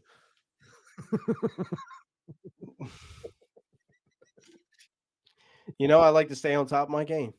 That's how I do it. So, what's the weirdest place to hide a dead body? The weirdest place? Funniest place. Amusement park be hilarious, I suppose. I don't know. Yeah. I always, yeah, I don't know. How about you? You know what I was just thinking about? I just got tossed back to last week's concept when we asked what's in Tony Hinchcliffe's fridge, and somebody said Michael Lair. Dude, that's fucking great. I don't know who said that. Do you remember, Travis? Who said that? No. Fucking recovering drug addict's brain does not remember things. It might have been Clarence Ray Ash. Well, that was funny. There's been a lot of. It was Dino Redino, I think. It was actually. Now that I think of it. Yeah. I don't know what's going on here. Like the last, I mean, the stuff's funny for the most part, but like for the last like 2 or 3 weeks specifically, I've seen like a very large uptick in the quality of the content from the people posting in here. Yeah. Like Well, like there's two legitimate, things. solid fucking competition. Like great fucking work with people in here. Well, they've been I'm fucking bitches and getting funny. That's the point of the operation. I guess There's whatever works. there's 4 things going on. One, Travis is threatening to fuck their moms, right? Which is Offering kindly. yeah, offering allegedly, you Yeah. know. 2, Nobody's people are just practicing and getting better, and that's what this podcast is all about. 3, I'm calling them a bunch of retards, and people don't generally like being called retarded, so they're trying to step their game up. At the gas digital model. You ever seen that? No. Over at Legion of Skanks, Louis J. Gomez. Have you ever seen how he handles his staff and his crew over there? No. It's pretty rough. Really? Oh, I can imagine. And the 4th reason is people are just fucking sick of seeing your face, Dan. I know, me too. Dude, I've been like removing jokes right before the final votes. Really? Dude, I had one with I even screenshotted it because I'm such a egotistical asshole. I had to make sure you still saw it at some point, right? So I screenshotted it before I deleted it. On the first one where it's like they say it's red versus blue, but we all know it's really, and I had 8 reacts on that one. It said Tylenol PM versus jacking to completion. Dude, stop doing that. I let it sit. I let it sit and simmer. No, because I'm not trying to be a dick, but like I want to see different people on here too. Like I like all the other people on here, and it's cool to like see fucking people on here, and like I want a chance at the other ones too. Well, it's not as if you can get on multiple times and look and fuck. Here you are anyway. Yeah. Yeah, why didn't you just delete that one or those 2? Don't delete funny ever again. I'm getting a Topo Chico. I can't stick. I can't. I need a Topo Chico. Good thinking. No, but that's what it's about, though, man. Like, I get it. I would do the same thing probably. There's a lot of new people in here too, like doing a good job too. So it's like I really want to see. I think the more involved, more people get, like the better this is for everybody. And like I like coming on here, but I have, I'm on here quite a bit, so it's not like, it's not going to ruin my day if we get a new person on here to like do some stuff. So who's that's all I day mean. is going to ruin? Fucking Brian Lewis. You just ruined his day. Him not getting. I'm sorry. So I'm like, I don't even need to be here. Fuck it. Whatever. He's the worst guest ever. Actually, he just commented a heart too, so I'm gonna heart him right back. Yeah. We love you. You should also have I think Freezy's in the chat if you're still looking for a closer. I would love to hear some poetry personally. Unless the two of them want to battle rap each other. I love just coming on here and suggesting shit you definitely don't want to get involved in. It's like, which leads me to the next thing I was going to say. I think it's the first time I ever said this on the show. But Dan, shut the fuck up, dude. Sorry. This is a new segment called Beefs. Yeah, starting beefs. Starting beef with me. Nah, Freezy's not going to drag his fucking ass in here at the end of the night. Throw a couple of half-ass fucking comments in the comment section, and then miraculously make it on as our closer. Nah. That's true, but Rosie O'Donnell might, it's possible. True. Yeah. Yeah, what do you think about that idea, though, of like me and Phil getting together and having some cheesesteaks, dude? I'm pro cheesesteak, so anytime that's happening, I think that's a glorious thing. That's the reason I brought it up to you, because you seem like a pro cheesesteak kind of guy. Yeah, you fucking tell, right? Body by I live in Wisconsin, so it's Jersey Mike's. That's what I get. Fucking dude, I'm so sorry. Dude, it's a step up from Cousins. Yeah, I don't know what Cousins is, but I remember one time, I think you talked about that on the podcast, or maybe with me personally. You were like getting Jersey Mike's for you and the kids or whatever. And I was like, ew, that's what you got? Jersey Mike's is the fucking worst, dude. It's like the McDonald's of cheesesteaks and subs. I don't think you can, like, except for like Subway, I don't think you can mess up. It's really not that hard. It's just thinly sliced steak, some cheese on some fucking bread. Like it's not. I mean, I'm sure maybe you got some bad ones out there. Like we got a good one over here. I like it. Guys, shut the fuck up. Christy Bullshit. Nova's in here. What's up, Christy? Good to see you. Christy. Just doing a poor promo for Jersey Mike's. Yeah, you know what's funny though? I was gonna mention that too because I said you look like a cheesesteak guy and you pointed at your stomach. What about when I said that, oh, I love me a good cheesesteak, and he was like, yeah, you look like you do. I was like, no, dude. Damn, bro, really? Dude, I had a guy in the comments today because I posted the video of me doing my stand-up set. Yeah. And he commented on there and he was like, which, by the way, I got a lot of love for that video. Thank you guys so much. That was fucking dope to see. But he commented, and he was like, dude, seeing you on the podcast, he said, I thought you were fat. He was like, he said, I thought you were he said, I thought you were like 300 pounds. And he was like, but looking at you here, you're like 180. I said, bro, I'm like 170, 175. And I was like, I said, the camera adds 100 pounds. Well, there's another issue that I'm kind of learning too. And I play drums, right? And I have like lights. I play in dark lighting. When I play in here, this is all fucking blacked out. Your chair behind you is black and your clothes are black. It just looks like one fucking big fucking mess. You know what I'm saying? So like, so when I'm sitting in here in a dark room, it looks like people don't know I have this fucking thing. It's all blacked out. It just looks like my back extends to out here. I have to light this. I have to illuminate the back of the chair because I'm that concerned about it. I am not fucking fat, dude. All right, Justin Brown. Shit, this is a thing you worry about? Now nobody's going to make fun of that constantly. We might have to bring Belly Button on here to see if you're still a member of Belly Gang. It's always good to let 27 people know what your insecurities are on the internet. No, I'm actually not. Believe it or not, I'm actually not insecure about that at all because my whole life I was super skinny. Right. So I will let you, I don't mind people knowing my insecurity. I'm like an open book. I let people know shit. But I was super skinny my whole life. And like no dude wants to be skinny. You know what I mean? I suppose. I mean, I'm sure there's some that would. Well, I've been fat my whole life up until 2 years ago, so I was kind of down with being skinny. Nah, not me, dude. I fucking hated it. And then I got sober and like now I don't look like a fucking junkie anymore, you know. I got some weight to me and I love it. I love the weight. I'll get watch me get fat and happy. That's why that's one of the reasons I started like playing the drums so much was like almost as a workout thing because I during the summers I would go for really dangerous like midnight bike ride, like 10-mile bike rides through the city and shit, you know, like all over the place, like just dodge all kinds of weird shit at night, you know? Yeah. And I'd be out for like a couple hours going around, and then once winter hits out here, it's like pretty much impossible.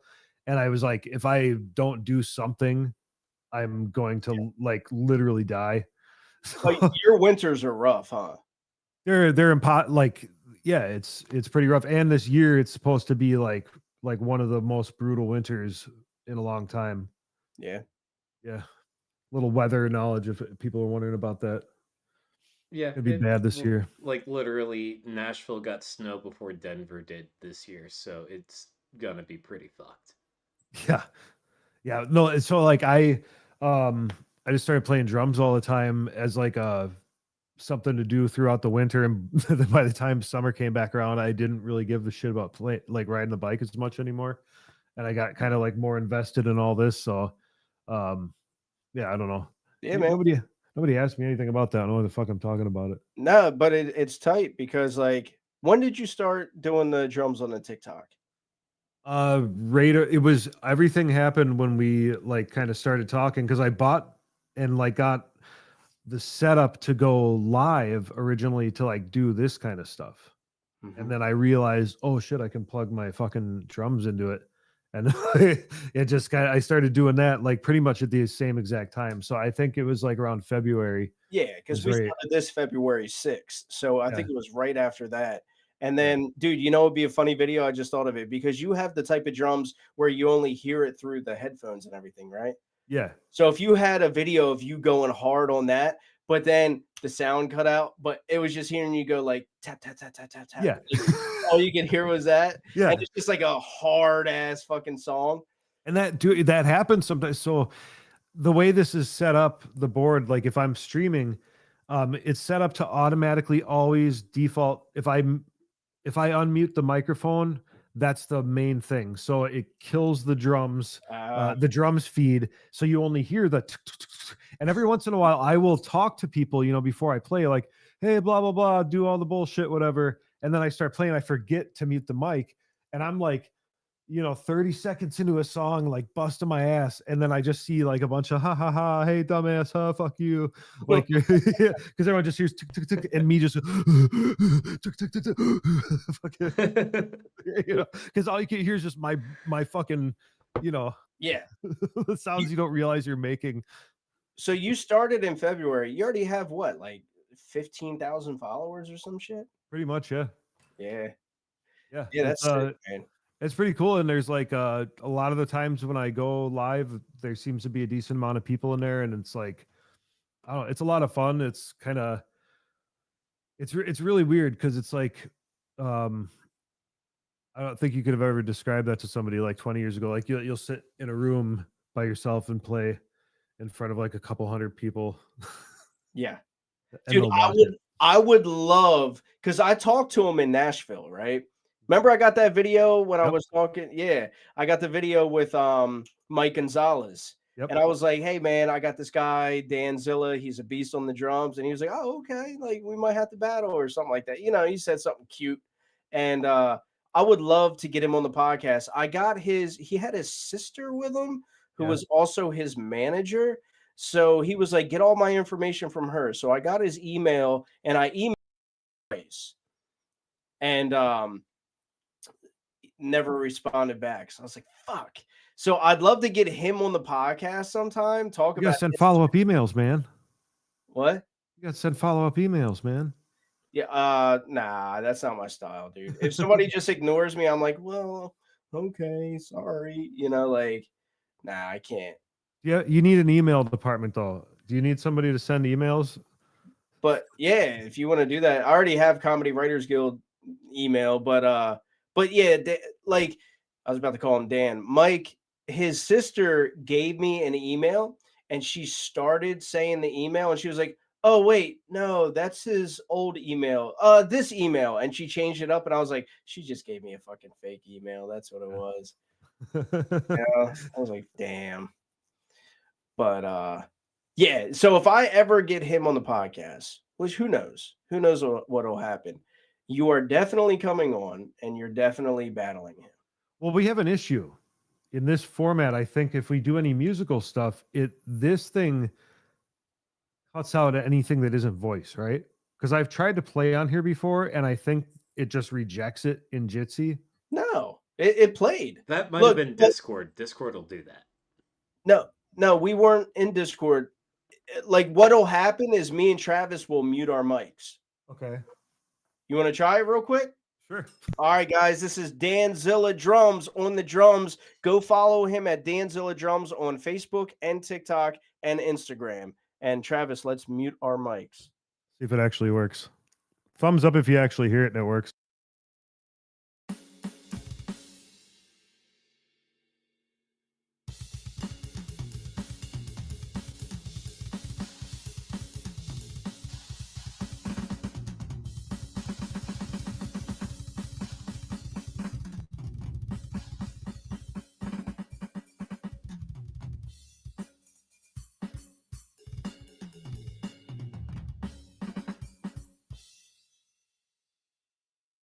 Fuck yeah. God damn. I don't know, man. You'd give Mike Gonzalez like a run for his money, bro. No, because that's the thing. You do that, and then he will do something way, way, way better. Look, I hate this goddamn camera. I know. I'm sorry. It's Jitsi, bro. No, it's my camera. It does that follow. Oh, yeah. You got to turn it off. Yeah, it doesn't work. It sucks so much. It doesn't work unless you Zig Heil it. It's what you have to do. It says it in the fucking package. Oh my god. It's either that or you have to. There's voice commands that are even worse. So. Oh yeah. I haven't even touched in on that. You got to turn it on with a Heil Hitler. You're hitting it hard tonight, Travis. Must have had a bad week out on town, huh? Just standard. I don't know. It's a Volkswagen camera. I don't remember what you, I don't remember. I don't remember what you said something fucking wild earlier tonight. I can't remember what it was, but it was something that like I remember I vocally in the room I was like, whoa. It's the one where I went like this. I don't even know what it is. I'm gonna watch later and figure out what that is. Yeah, what did you say? It was I know something. it was amazing. I can tell you I followed it up with fuck the police. Yeah. Oh, that's right. That's right. You were talking something about like eating food, getting EBT. Getting free food at black funerals. And I said, Yes. well, I've never been to a black funeral, but there certainly seems to be a lot of them. I'm sorry, guys. We're gonna edit that out. No, but Yeah, it like wasn't funny the from second time around. It's real life terrible. experience, like selling suits for a living, there's only 5 reasons anyone buys a suit: wedding, funeral, job interview, court date, graduation. And The 6th reason should be a premise. it Ooh. maybe, but yeah, I seem to sell a lot more suits to black funerals than any other type. And I do appreciate the way that they do it though, because instead of wearing like all black, they usually wear the favorite color of the deceased, which I think that's pretty rad. Yeah. Yeah, that's why they're always in like these bright ass purple and May as well. I mean, for fuck's sakes, like you spend all that money and shit, might as well like make it look cool. Yeah. Well, I just also had to say something nice about the black community real quick to get Kayla Howard off my ass. Yeah, that's why I was kind of supporting you there. I don't. Yeah. Don't worry, I'll edit that okay now? name out. Huh? Just put somebody else's name over the top of that. So the question is, like, are you guys having a closer? No. No Closer. Nah, because it's midnight here where I am right now, and I got to get up at 6 a.m. So if we can get it done by midnight, I'd rather do that. All right. Yeah. I was hoping Why, to do you hear have a suggestion? I mean, I'd love to hear some poetry or just some wild. It depends. I'd love to hear one of two things. I'd love to hear some poetry, possibly some amazing impressions, or just some wild, spastic, anxiety-driven rants. Okay, so you're saying we either bring on Freezy or we bring on Brian. That's what you're saying. You just put them both in a room together. I'd love it. What we could do is we could just bring both of them, put them both in a room, and just leave the stream up all night. Just go to bed. Yeah, let them like a new episode of Step Brothers. I'd watch it. Yeah, what do you think, chat? Should we have Freezy, and then I'll just come back tomorrow and watch it? Just you put them both on, and then everybody else leave, and then can you leave the stream running? And then just close out the show, and you come back, and the show's on for like 2 more hours. Dude, that reminds me of like. You guys need to be here for that. Well, Travis needs to close it out at the end. But that reminds me of like when we were bringing Freezy on to be Rosie O'Donnell, and you told me to just like have him believe that like. Just like have him dress up and get all the shit on and like tell him for sure it's happening, and then just don't have him on, so he's just sitting in his house with all the shit on. Dude, when you told me that, I remember exactly where I was sitting. I was dying laughing. That's beautiful. Just Freezy sitting there sweating his ass off in a Rosie O'Donnell wig, like he's about to send the link. He's about to send it, and I just never sent the link. I feel like, and I'm not, and this isn't even just being an asshole, but I feel like Brian probably could do poetry on the spot too. So I'm just saying. Probably. And I would love to hear it. I think America would love to hear it, but that's just me. Yeah, everybody's saying do it. Yeah, they're going to, I mean, you can suggest all kinds of crazy shit. They're going to go for it. 10 minutes. You want to send them both a link, Travis? We'll do. All right. That wasn't a sigh because I don't want to have you guys on. That was just like we typically don't get done before midnight, and we were about to get done before midnight. And having them on doesn't help. And we are both hungry and tired, but yes. Dan. Yeah. So to take us out real quick, he must have missed it. But Steve Cohner said, sorry if I pronounced that wrong, said play something on the drums. Do you mind doing one more thing on the drums for him? You have to pay for that. Yeah. On his Only Dance. Only Dance. If I move this camera again, it's get all fucked up. All right. Here's Dan again on the drums. Actually, I want to say something real quick because I'm going to clip it, right? I'm going to clip this later. Yeah, so if... Hold on. Let me get this motion done first. Okay. All right. I don't want whatever clip that is starting with that motion. God fucking damn it. Fucking cameras. Hold on. It's still tracking me and it won't like... Do untrack. Click untrack and then... Just fucking... Like mine's off right now. I have the same camera as you, and mine's turned off. All right, there we go. Shout death to the Jews, and then you'll be in perfect focus. Easy. All right, let's mute our mics, Travis. Go ahead, Dan. Let's kill it. Steve, this is for you.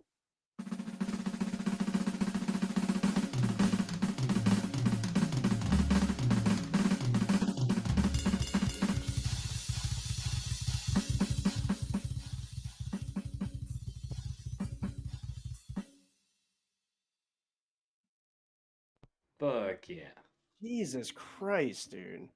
Hey, Steve, if you want to see more of that, go follow him at Danzilla Drums on TikTok. He goes live all the time, dude. He's legitimate. Dude, I'm not saying this because, like, you're my boy. You know, I see, since I started watching you, because it would have never came up on my algorithm. I'm not like a guy that sits there and listens to drums kind of guy. But like I've seen maybe 4 or 5 other people that continuously come up. You blow them out of the water, dude. No joke. Thank you. Appreciate it. Yeah. And it's not like they suck. It's like they are good, but it's just they're not as good as you. Oh no, everybody's good at different stuff, you know. Yeah. It's all fun. I appreciate it though. I don't want to waste any more time though. We got these beautiful specimens of comedy about to come up here. Man. Well, you better fucking stick around and watch it, Dan, because yeah, I'm gonna watch it. Of course, I'm gonna watch it. this is for you. Get your clips ready, everybody. This is gonna be the clip time. All right, Dan. Well, thanks for coming on, brother. Always. No, November. Fuck it. Oh, I know you didn't lose me. No, I lost me for a second. we're good. All right, let's bring on Freezy and Brian. Dude, Dan is a fucking beast on the drums. He might be like one of the only people I think, like, because I've been watching Kill Tony forever, and I went back and watched like all the episodes, and there was like 1, maybe 2, but I remember one in particular where I think that Mike Gonzalez lost. Was it that dude that was actively dying from a heroin overdose? He had like blue lips and shit. Looked a little bit like Bill Lombardo. Yeah, he had blue lips, but you remember why he had blue lips, right? Something about these drinks that they had over at Poor Choices that were blue. No, because the dude from Insane Clown Posse did his bit right before him, and he got fucking his makeup all over the microphone. So the guy was like touching his face to it, so it looked like he had blue lips. Oh, I forgot that. Yeah. What's up, Freezy? What's up, my guy? Ryan? And Brian. What's up? We got a crazy episode tonight. You muted your TV? Definitely. Everything's muted. Sweet. Freezy, what's up, dude? Yep. Who the fuck is this guy? You don't know Brian Lewis? Brian Lewis. Oh, he looks different. No. Oh yeah, my handicap at home. Maybe we bring you some. Oh god, That's what you know. My worst nightmare. I think he has my service. Freezy with the self roast.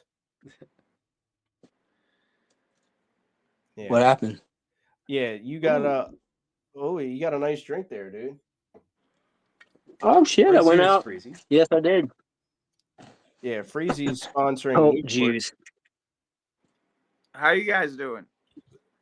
fucking sweet. Good, man. I wish that Brian Lewis had better service, but other than that, Is it that bad? oh yeah, very bad. Oh fuck! Let me check what's up. It's worse than mine, my man. Yeah, That sucks. dude, you just wake up from a nap, Freezy? Woke up from a nap. I had 50s on my lap. Ooh, bars. Fair. Yeah, Yeah, Freezy, it is pretty shitty. you got some poetry? Poetry. What do you want to hear a poem about? Brian I Lewis. guess. Yeah, Brian Lewis. Oh, Brian Lewis. It looks like his service is clueless.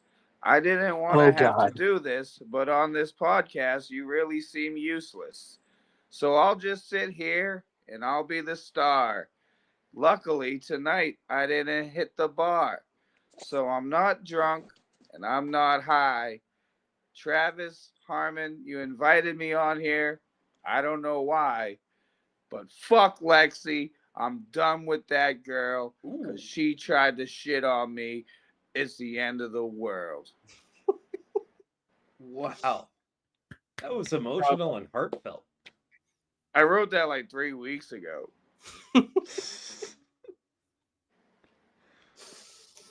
Oh, that bit'll never get are y'all old. able to hear me? You're choppy. Shit. He's so choppy, wrist so rocky. When it comes to comedy, why does everyone try to copy me? I'm just kidding.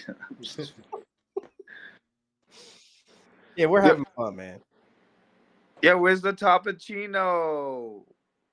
Topo Chico, dude. Topo Chico, bro. Go ahead, Brian. Hold it up. Represent. Shit. He probably is in the stream is catching up to him. The Oh, whole shit. case. It's Hold a up. real thing. Hold up. That's what we Yo, like to Harmon, you fucking won't see. chug one of those right now, dude. No, I'm kidding. Didn't you get me to do that last time? Jesus. Yeah, dude. A lot of people hit me up and was like, that was so fucking funny. Because they like, yo, Harmon did not back down. He just fucking chugged the whole shit. Yeah. I was fucking soaked that entire episode because you were the first one that made it on. So I'm sitting there all uncomfortable.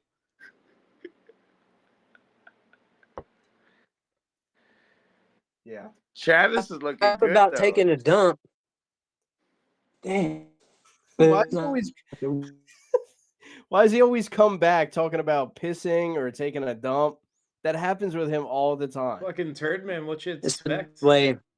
He is turd man. Well, look at what I ate. Potatoes and Brussels sprouts. I wrote down about Oh God. Yeah, Just- damn, man. rolling through the bathroom, king of the phone, drop to warn your phone. I'm kind of enjoying was live under rhymes. pressure. Is this guy trying to battle me with the rhymes? No. Not too. Yo, I don't know if there's a better area of your house or you're not connected to Wi-Fi or something, dude. Yeah, you need to Oh, go. I'm connected to you Wi-Fi. need to go to like your local fucking Dunkin' Donuts or something. Brother. Maybe Let me see what disconnect from happens. Wi-Fi. Heard Starbucks got free Wi-Fi, brother. Yo, Damn. I never thought Yo, I'd see the day Freezy would talk shit about somebody's service. Yeah, man. That things change, is dude. You see my hoodie, dude? I got the Dr. Phil hoodie on, man. Yeah. Yeah. You know what? That's one thing. We got to get Comedy Writers Guild hoodies. Yep. It's getting The chilly. seasons are changing. That is that. Yeah, I don't know why I don't have service at all. I've got buzz. My buddy just texted me watching the stream. He said, "Yo, is Brian Lewis using auto-tune?" Yo, it does sound like that. That sucks. Yeah, dude. More like T lame. Not T-Pain. T lame. Yeah, that's what I was saying. It's funny because everyone out here thought this guy would join the stream and be like more funny than me, but he's a Timu version of me. No, dude, I don't think anybody was trying to compete here. I think you were the only one thinking that it was a competition. He's got a Timu version of your my service. style. Shoes Balenciaga made from crocodile. No, me. Brian, maybe try to go downstairs with Elvis or something, dude. Yeah, I think let me see what happens. He needs to go on the roof. I love how And just stand on his tippy toes with it up in the air. Yeah. Yo, stick your phone through the chimney, will you? Yo, what's happening with you, Travis? You still on crutches or what? No, I'm on crutch these days, but we're getting there. We're getting through it. I got about maybe 2 more weeks left of this shit before I can walk normal again. You need to give one of them crutches to this man's Wi-Fi. Help it out a little bit. Ooh, shit.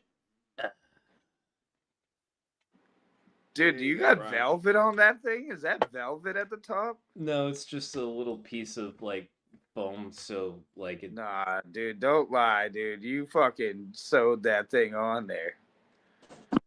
You know what? Yeah, I did. Fucking nutted in it too. Fuck November. Oh shit, Ryan has good signal now. Kind of. There we go. Oh, it's Never mind. No. False alarm. All right. Well, we wanted to have you guys on for a minute. Sorry, Brian, that it's not working out for you. Do you have a poem, Harmon? A poem? No, I don't. I don't have a poem. I don't have a poem at 12:15 at night. You got to catch me earlier in the podcast. Well, what's wrong with you? I don't know. I just have a super busy life, and I'm tired. Are you working too much? Every day. Oh, no. But I make sure to come here every Thursday night and hang out with you guys. Okay, you saw where I was going with that and shut me down immediately. That was cool. That was cool. Mm-hmm. That was cool. Yeah. Look, yeah, there's got no service. Armin, you look like you're getting big though. Like you lifted. No, I'm fat, dude. Don't you remember? Don't you recall? I'm fat. Me too. I'm not flexing. Ugh. Nah, dude. You've been doing push-ups or something. Nah, I just been carrying your weight in this podcast. No, it's all the cans of the fucking Topic Pinot or whatever the fuck it is. Topic of Capino. Yeah, maybe, dude. This is pretty much all I drink, so maybe that's what it is. 12-ounce curls, baby. Mm-hmm. Is that? I don't even think we can get that in Massachusetts. I've never even seen that on a shelf. What Topo Chico? Nah, it's there. Yeah, dude. The day I see a Topicino on a fucking shelf, I'm gonna grab one. Grab one. But don't make the same mistake. Who was it that bought fucking Matt DeWalt Atkins? He bought like the flavorless, just like seltzer water version of it. And he was like, dude, this tastes like dog shit. He said, matter of fact, I wouldn't even let my dog drink this. And I was like, yeah, dude, you're supposed to use that for like mixed drinks and shit. Like, you don't drink that. Dude, I fucked up one day at work and I bought you know what like the probiotic sodas are? Yeah, but those are pretty good. Yeah, but I didn't know what they were, so I grabbed like 2 of them and I chugged them at lunch at work. Like 2 hours later, I was like, "Oh no!" You had to take an actual like solid shit. I wouldn't call it that. I'd call it a disaster. Yeah, it's good for you though. I'm not even gonna lie, man. I took a shit in the back of my work van today. You took a shit? Yep, into a bag of cement. Yeah, I've been there, bro. I just opened an empty bag of cement, put it on the ground of the van, closed the doors, took a shit. What'd you wipe with? And it's even crazier. I was at a police officer's house. So I was in there and I was like staring out the window. Like, I was like, holy fuck. I hope I don't get caught doing this. Yo, imagine catching Freezy popping a squat out front of your house, dude. That'd be wild. I mean, you just have to let me go on just the concept of like, look at me. Yeah, that's what I'm saying. You're like, all right, I get it. He's saying to the crew, he's like, you know, you got some homeless guy over here shitting in your concrete mix. Yeah, I love how I just glanced over what did he wipe with. I'm just gonna assume he just. I let love the how you shit just crust made it over. into your own story. Like I literally made the concrete with my shit. Yeah, Freezy's definitely an uncrustable dude. An uncrustable? Dude, he looks like he doesn't wipe and he just waits for it to dry and then he does like a little wiggle so it like frictions off. That's fucked up, Harmon. But it's true, right? No, I always use my Comedy Writers Guild shirt. Oh, you son of a bitch, dude. I'm kidding. Motherfucker. You know I use my Sauce in the City shirt. And Yeah. I ain't never gonna stop wiping my ass with my Sauce in the City shirt. That's right. Because it's lost and it's shitty. Yep. It is now. You can say that 3 times over. Yeah, just like speaking of lost and shitty, Brian hasn't gotten his feet up. I know the most this guy could do right now is like fucking put a couple different hats on, my guy. Yeah, take a page out of Freezy's book. Yeah, dude. Let me teach you some improv real quick, dude. Do something fast. When all else fails, Freezy just goes for the fitteds. Yeah, dude. On trucker hats. This guy, you know what, dude? I like this guy, but now I don't. No, stop it, Freezy. I think Stop I being malicious. want to roast battle this guy. Stop being. Are you joining the roast battle? Yes. I thought I was automatically like a part of it. It doesn't work like that. Oh, you know me. I'm just egotistical. Yeah, I do know you, and yes, you're right. Now, do you want to be a part of it? I'll add you in the chat. Oh, hell yeah. All right, cool. Especially if I'm going against this guy. Nah, it's going to be randomized. So you could go against me. You could go against him. Anybody. And there's a bunch of newbies in there. You know who I really want to go against is Cole. Ooh. I'm not sure you know what kind of fight you're picking. Oh, I don't know about that, Freeze. What? Yeah. Am I back? Oh, yeah, and better than ever. Beginning, dude. Oh, it works? Yeah. Yeah. Oh, well, no. It just kind of went to shit again. Wait, Oh, what wow, type that's of fight I'm picking with Cole Burner? No, I love it. It could be. It does have potential main event energy. As if the main event isn't going to be Sancho whooping Jake Coulter's ass? No, they're doing theirs on Thanksgiving. Oh, that's right. What I think about the 3 Atlas. Oh my god. You don't want to know what I think about the 3 Atlas. Yeah, so for those of you that don't understand what he's saying, he is blaming his phone reception on 3i Atlas. Yeah, you need It's definitely. And he you need looks to like put like a one of them tinfoil hats on. I got one right around the corner. That'd be funny if Freezy was like putting on a bunch of fitteds and then one was just a tinfoil hat. Oh, dude, why did I not think of that? Dude, I'll make one right now. Don't fucking try me, dude. What if you had like a tinfoil fitted? Oh, shit. That's it. He's just got like somebody's urn on his head. Leave the fuck is that? Goddamn pothead. Would you get that from Marilyn Manson? It's the second time Brian has fucked with the dead on our stream. Yeah. Oh, dude. And we loved it both times. Who's Man. the guest next week? Mike Eaton. Nice. Yeah. Yeah, I'm looking forward to that one. That's going to be a great interview. Yeah, I watched last week's. I got on there for a little bit, but I was so tired from work. I was like, I fucking can't even do it. Dude, last week was like an epic event. Yeah, it was pretty cool. Yeah. I was super grateful for that. Now I can't wait to get off here and clip part of Dan Zilla's set so that I can send it to Mike Gonzalez and we can get him on here and fucking lose a drum off. I don't know if that would happen. They're not saying Mike Gonzalez wouldn't hop on, but I don't know. Yeah, I don't know either, but I think if anybody's going to give him a run for his money, it's going to be Dan. It could be me. The only thing you beat is your meat, dude. No, dude. In November, no less. Yeah.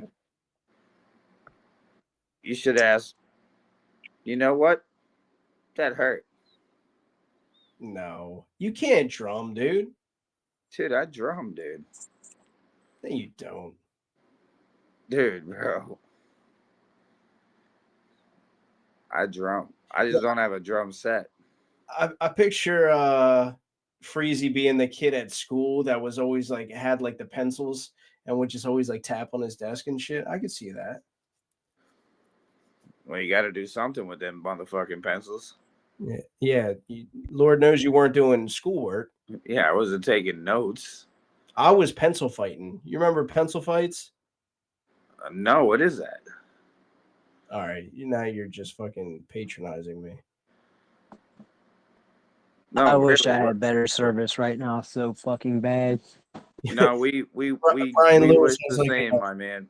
Yeah, Brian Lewis has like mad stories about pencil fighting. He's like, God damn, I'm gonna be in on this conversation.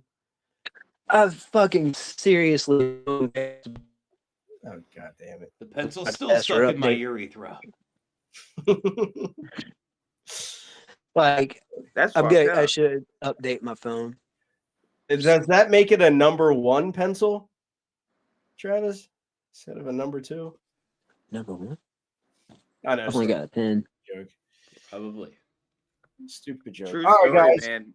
I used to have a as you guys probably already know, I had to have a special pencil growing up so I could write correctly. Yeah, it was called a crayon.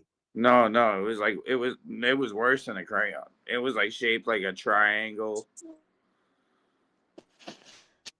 Wow, the world's first person to gain literacy by changing pencils. Yeah. What are you know trying? Travis? I didn't want to say it, but that joke sucked. But thank you. What? I still love you. So I don't does know the why triangle the fuck you had thing. your shirt off earlier. That was weird.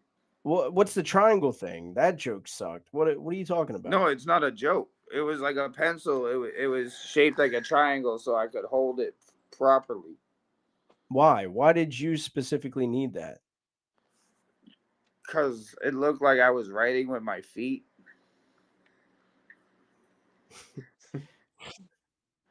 Thank you for joining us this evening. This has been Comedy Writers Guild. Yeah, this is Dan. Why the fuck did you have me do this?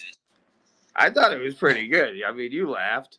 Dan's an asshole, man. He's just over there bagging up. He's like, I can't believe I pressured Harmon into letting fucking Freezy come on and talk about writing with Doritos. Dan said this motherfucker did a solid 30-minute interview with no connection. Oh, jeez. All right. Well, I'll be better prepared. I'll be better prepared next time. I'm sorry about this fucking shit, man. I'm embarrassed about the way the service is working. I have a lot to say. If I can't hear it, I'm sorry. It's just like this sucks. It's all good, man. It's all good, man. Oh, you heard that? Yeah. Oh, damn. Well, we also Okay. just kind of were well, that's cool. already aware that telecom is evil. You're good. It ain't your fault. All right. Cool. Yeah, I just felt pretty bad. I was like, God damn, I had so much loaded up. And then like it was a really good fucking rap about taking a dump. I mean, everybody's tired about it. But I don't care. This one's really good. But fucking I'm gonna switch gears. Don't worry. Dropping the turds. Gonna switch into some more dad joke level shit. But I need better service, and I need to get Elvis. Goddamn, just out of the fucking. He's genius. Oh, ew. Yeah, he's got stain. Fucking T-Pain over here. He likes to sit on my friend toes. More like P-Stain. Yeah, dude. Why you give this guy special effects on his fucking thing? We gave you special effects too. You just can't hear it. Oh yeah. Yeah, you sound like that lady from the '90s in the smoking commercials. Yeah, dude. Your mother gave you special effects. She did. She did. It's called trauma. Oh shit. The trauma effect. All right, guys. Okay, I've said it 4 times already. I didn't mean that, Harmon. I didn't mean it. Travis, get him the fuck out of here. I'm sorry. I know. Bye, Freezy. Great to have you, Brian. Have a good night. Later, Brian. All right, y'all too. He's so sweet. All right, guys. That was something we are not doing again. I love those two individually, but goddamn, Danzilla, what the fuck were you thinking, man? But I do have a little announcement to make. So those of you that know, a Comedy Writers Guild is actually doing a roast battle, and we're going to be doing that on a Saturday, January 3rd. We don't have the time yet, so stay tuned for that. Shane Lucas is going to be our roast master, as always. He is amazing at that. We have currently about 20 people, not quite, but about 20 people that are going to be a part of this. What I'm going to do is what I've already done, but I haven't released it yet, is I'm going to I put everybody's name into ChatGPT, and I'm having it randomize and select people to pair up with. And then I'm going to have it so that it chooses the order in which every person goes. And then we're going to have a main event.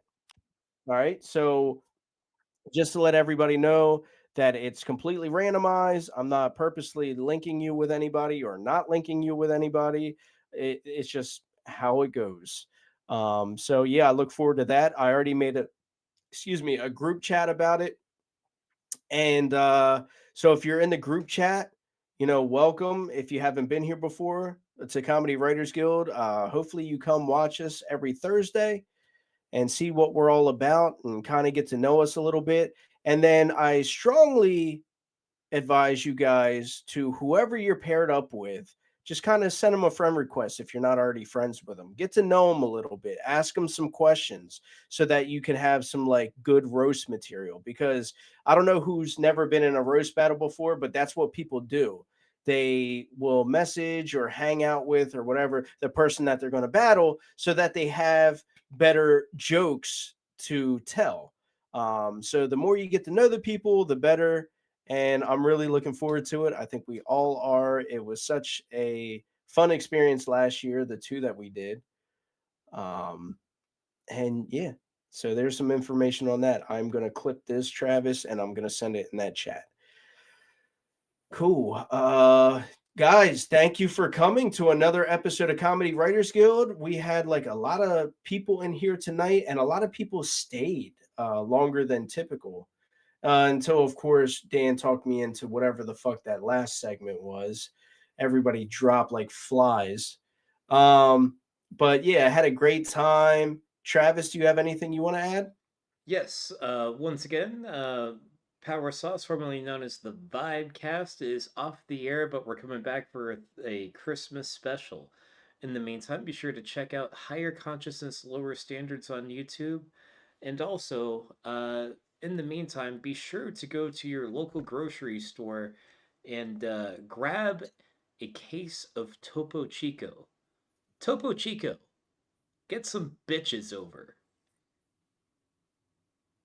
Back to you, Harmon. Yeah. Fucking great. That's why I love this guy, man. He's the best. But yeah, that's all we got for you guys tonight. Had a fun time. Thank you to Kirk Williams for coming on tonight, letting us get to know you a little bit outside of your Trump character. Thank you for everybody who participated in the chat. And then also looking forward to Mike Eaton next week. Great comic. And yeah, should be a fun time. Love you guys. We'll see you here same time next week. Peace. Later. Could you call them a bunch of cocksuckers for me? They're all a bunch of cocksuckers, but they did a great job tonight. That's right. I love you. You brother. did a great job. Love you, Joey. Comedy Writers Guild podcast. I never got us